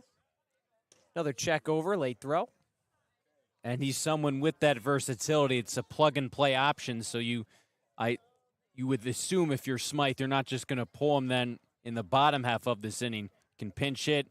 Maybe you move a couple guys around, but he can play just about anywhere, infield or outfield. Still waiting on that first pitch. There it is, up high, just above his helmet, and Smithwick makes a nice stop on the fastball. Protects that from the backstop, and it's 1-0. And if you're Turner, be mindful of the fact that part of the attention from Hartman might be with Stripling, his speed on at first. So try and take advantage of the fact that if Hartman loses focus on the mound, you might get a pitch to hit here. Another check over, late throw. Turner this season, 0 for 2 in pinch hitting opportunities. Came in against Harwich back on June 19th. That was the 5-2 win. And then came in the 9th against Orleans. 7-5 loss, grounded into a double play. Another fastball misses upstairs. He started off the season really strong, Cory. Had 3 hits in his first 8 at-bats, those first 2 days of opening weekend. And since then, really kind of tailed off, just 2 hits since. Now at a big spot trying to move Breyfogle over. He fouls one off into the netting. The count moves to 2 balls and a strike. Just trying to find his timing and his footing once again. Had it down, obviously, those first few games. Sometimes the sporadic plate appearances since then. You're just trying to get more reps against pitchers, but obviously he's got the pop, he's got the talent, and he's got the platoon matchup now against the lefty. Pinch hitting middle part of this game, pressure not quite as high. Rising junior at Michigan this upcoming season. 2-1. Fastball misses downstairs, 3-1. And the discipline's been there too. The other side of Hartman worrying about Breyfogle at first is that maybe he doesn't miss in the middle part of the plate, but we've seen 3 pitches not really threaten the zone here to give Turner a hitter's count. Now he's ahead, and another check back over on Breyfogle. He's in safely. He already has the stolen base, Breyfogle does today, so it wasn't against Hartman, but the lefty is certainly keeping him honest at the first base bag. Delivery to Turner on 3-1. Fastball misses the outside corner, and a 5-pitch walk from Colby Turner puts 2 on and 1 out here in the 6th. Wareham threatening, down 4-3. Great at-bat by Turner. Only really got 1 pitch in that at-bat to swing out the foul ball straight back. Other than that, didn't need to get the bat off his shoulder. Works the walk. Didn't see anything come to him that he wanted to swing at and get a hold of. Another situation for the Gatemen. Seemingly every inning they've gotten runners on base. You have to capitalize. Cade Lewis playing nearly on the infield grass, prepared for a bunt. It's Hayden Yost, lefty on lefty. First pitch breaking ball misses downstairs in the dirt. And it's 1-0. No surprise after the Breyfogle bunt to see Lewis play a little bit closer in to the grass than he was originally. Smythe electing to keep Yost in after replacing Stripling. Sheehan stands on deck. Barring a double play, those two do up here in the 6th. Fastball misses upstairs, just below the letters, and it's 2-0. And with Lewis still in at third, I think if you're Yost, you had that nice line drive base hit up the middle last inning. Draw a line across the pitcher's mound, second base. Think the opposite way. Try and poke a base hit up the middle or to left field. It's got a lot of space over there. 2-0. Misses upstairs again. And Hartman losing a lot of control on that fastball. It's tough to deliver nice breaking ball pitches when you don't have a whole lot of credibility from the fastball. That was the first pitch into Yost. Just missed in the dirt. No real effort to swing. And 2 fastballs upstairs. 3-0. Fastball misses just above the waist. And a 4-pitch walk for Hayden Yost loads the bases here in the 6th. It'll be the 9-hole hitter Van Sheehan with a chance to break this game open and give Wareham its first lead. The control there from Hartman has just not been there, especially since the bunt base hit by Breyfogle. He got Carnes out, but he had 3 balls on him, and then just back-to-back walks by Turner and then Yost. Turner on 5 pitches, Yost on 4. So this is now why we have a conference between Smithwick and Hartman. And a great job by Turner and Yost. Didn't need to get a base hit, didn't get anything good to swing at. Don't expand the zone. Another situation with runners on base, just 1 out. If you're Shane, avoid the double play. At the very least, get that tying run in. Shane reached on an error in the 3rd. That was over to Lewis at the third base bag, then grounded into a fielder's choice in the 4th. Did play to run on the RBI. Hartman delivers. First pitch. Fastball misses downstairs, 1-0. Breyfogle on 3rd, Turner on 2nd, Yost on 1st. Bases loaded. Corners are in for Bourne. Middle infield is out. 1 out here in the 6th, 4-3 Bourne lead. Hartman goes home. Fastball misses outside. If you're Shane, it's probably in the back of your mind that 4-pitch walk to Yost. He started you out with 2 balls here. The breaking ball has just missed too low. The fastball has been in and around the outside corner to righties, but just hasn't been able to locate. Shane has 3 RBIs over his last 2 games. That includes today. Drills one over into left field. It hangs up in the air for Kelly. Tagging from third is Breifogel, and that ties this game at 4. Sac fly for Van Scheen, and the Braves give up the lead. It's now back to even here in the 6th. Great job by Shane getting the hitter's count. Still sitting on a pitch that you can just turn on in the zone. Hard hit right at Kelly and left, unfortunately, but that's all you needed to do. With Breifogel's speed, you didn't need to hit one to the wall to score him. Easy sac fly. And credit the Gatemen, early 3-0 hold. They fought back a few different times, tied this game up at 4. Turner had to stay at second. Ball hit just so far over into left field for Kelly. Would have been an easy throw to third if Turner elected to try it. So he's on second. Yost remains at first. 2 outs here in the 6th. For the top of the order, it's Braden Randall. Lefty on lefty, mashes one over into right field and down. Wave to Turner, he's heading home. The throw is offline. Throw over to third is a pump fake there from Smithwick. An RBI single from Braden Randall, his 3rd hit of the day, gives the Gatemen a lead. We are pumped up here, Josh. Braden Randall have a day. 3 base hits. He came in with 6 RBIs. How about a 7th? The Gatemen had only scored runs and just singles when they had crossed the plate. Here, they're starting to take advantage of having more on base. Don't just settle for 1. Keep on adding on. Score as many as you can. 2-out rally here. Braden Randall has just been such a spark plug at the top of this order. Randall advanced to second. Following the errant throw there from Groves over in right field, it was offline. So Yost over at third, Randall in scoring position, both of them on for Levi Clark. He'll get his first at-bat of the inning, but not before a new arm comes in for Bourne. So we'll take a quick break here on Cape League TV. Wareham still threatening here in the 6th, up 5-4 against the Braves. Wareham-based AD Makepeace Company, founded in 1854, is North America's largest cranberry grower and recognized leader in environmentally responsible real estate development and land stewardship. For 171 years, AD Makepeace Company has supported community events and organizations like your Wareham Gatemen. Visit admakepeace.com to learn more. Cape Cod 5 is proud to be the official banking partner of the Cape Cod Baseball League. Cape Cod 5 offers a broad range of financial products and services tailored for every stage in your financial journey. Reach out to us. We're here to help.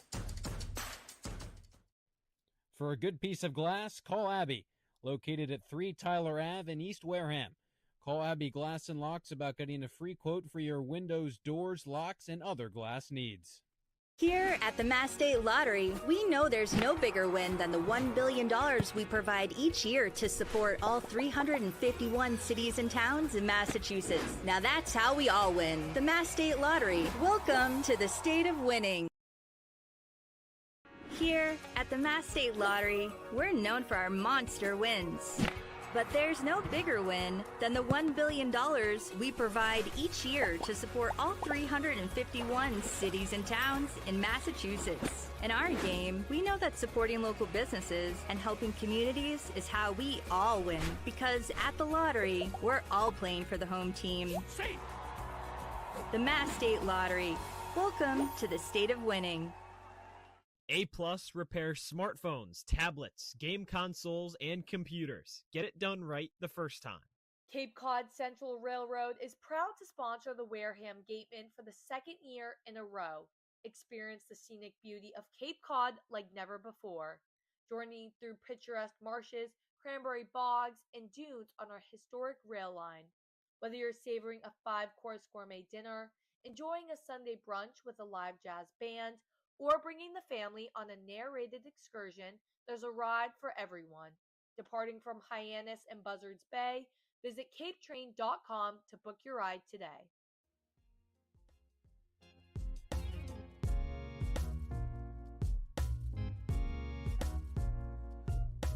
Back here at Doran Park, Braves gave up the lead here in the 6th. Wareham takes it away. It's a 5-4 Gateman advantage.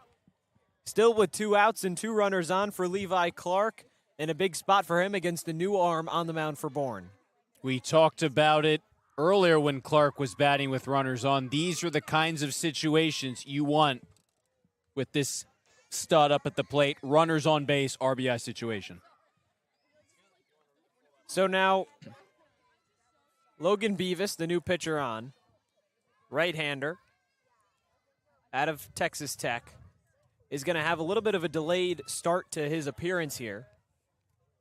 Umpires are converging, having a conversation. I could only imagine that this conversation is talking about the weather that is in some time going to reach Doran Park and Buzzards Bay, Bourne, everywhere.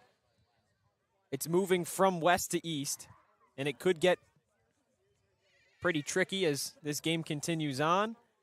Skies are pretty cloudy, darkened over in left field and moving towards the school. And it's only going to continue to move towards the ballpark. But that's something big of note, Cory. We're in the 6th inning, so this is a point where the game could be called. So those 2 runs really that the Gatemen put up, I mean, if there's ever the situational timely hitting, this is it. And now, we're not weathermen, Josh, but we've looked at the radars. Not a one of them is any good. No, it doesn't. And the question is really going to end up being, what time is it going to start? What time can, things start to pack up? The wind is picked up. Now it looks like they're having a conversation with Ryan Smythe. Looks like Bourne might be heading off the field, it seems, coming off the outfield. Now it looks like they're going to head into their dugout. Some people have started to leave Doran Park. And it sounds like the umpires have called thunder. So that will be a delay as of right now. And they're discussing over what they want to do. Obviously, if you're Smythe, you'd love to try and finish this inning off. You got runners on second and third for Levi Clark. Try and add on even more. But if there's a lightning alert in the area, if a horn is sounded, you obviously need to. You have to abide by the rules. You have to keep everyone safe. But again, it plays into Wareham's strength at this point. Up 5-4, you get those 2 runs in the 6th. It's late enough that the game could be called due to rain. And, talking about things, it's really the umpire's discretion over what they want to do. General managers of each team will talk about things and, give the best opportunity for the players, the coaches, make the most sound and responsible decision as it pertains to the game. You can see the skies. I mean, you can't see. We can see the skies moving in from our left to right. Could really make things interesting in the later stages of this game, but it seems like for now, there will be at least a delay. Still waiting on an official ruling of if it's just going to be a delay. Is the game going to be called in full? And that would be an interesting situation because opting now, for at the very least a delay starting now, nothing's come down. Obviously, it's a question of when, but when you not hear if. thunder, and that's the thing too, it doesn't necessarily have to be above us for things to start getting, tricky. You can hear it in the distance, and when it's close enough that you can hear it, that's the signal to you need to at least postpone what's going on. But it really is the umpire's discretion. In the past, maybe not this year, Wareham has never been in this situation, neither is Bourne at this point, but in summers past, umpires and teams and coaches have kind of waited everything out, but it seems like this rain is going to continue until at least 10 o'clock, maybe even a little later than that. At this point, you're only in the 6th inning. Looks like the guys are, at least from Wareham, are grabbing their stuff. Have to imagine that if it's a delay, that they would just migrate into the school, get out of the sky, or at least. Now, obviously, there are lights here at Doran yeah. Park, so it wouldn't be an issue to play later. But again, how would the field hold up to what seems to be a good amount of rain? And at what point does it become too late to play the rest of a baseball game? I mean, all of these guys have to play tomorrow. These 2 teams have to play again tomorrow in Wareham. You get to a point where, it's 10:30 when the rain finally lets up. The grounds crew and everybody, maintains the field to a playable condition.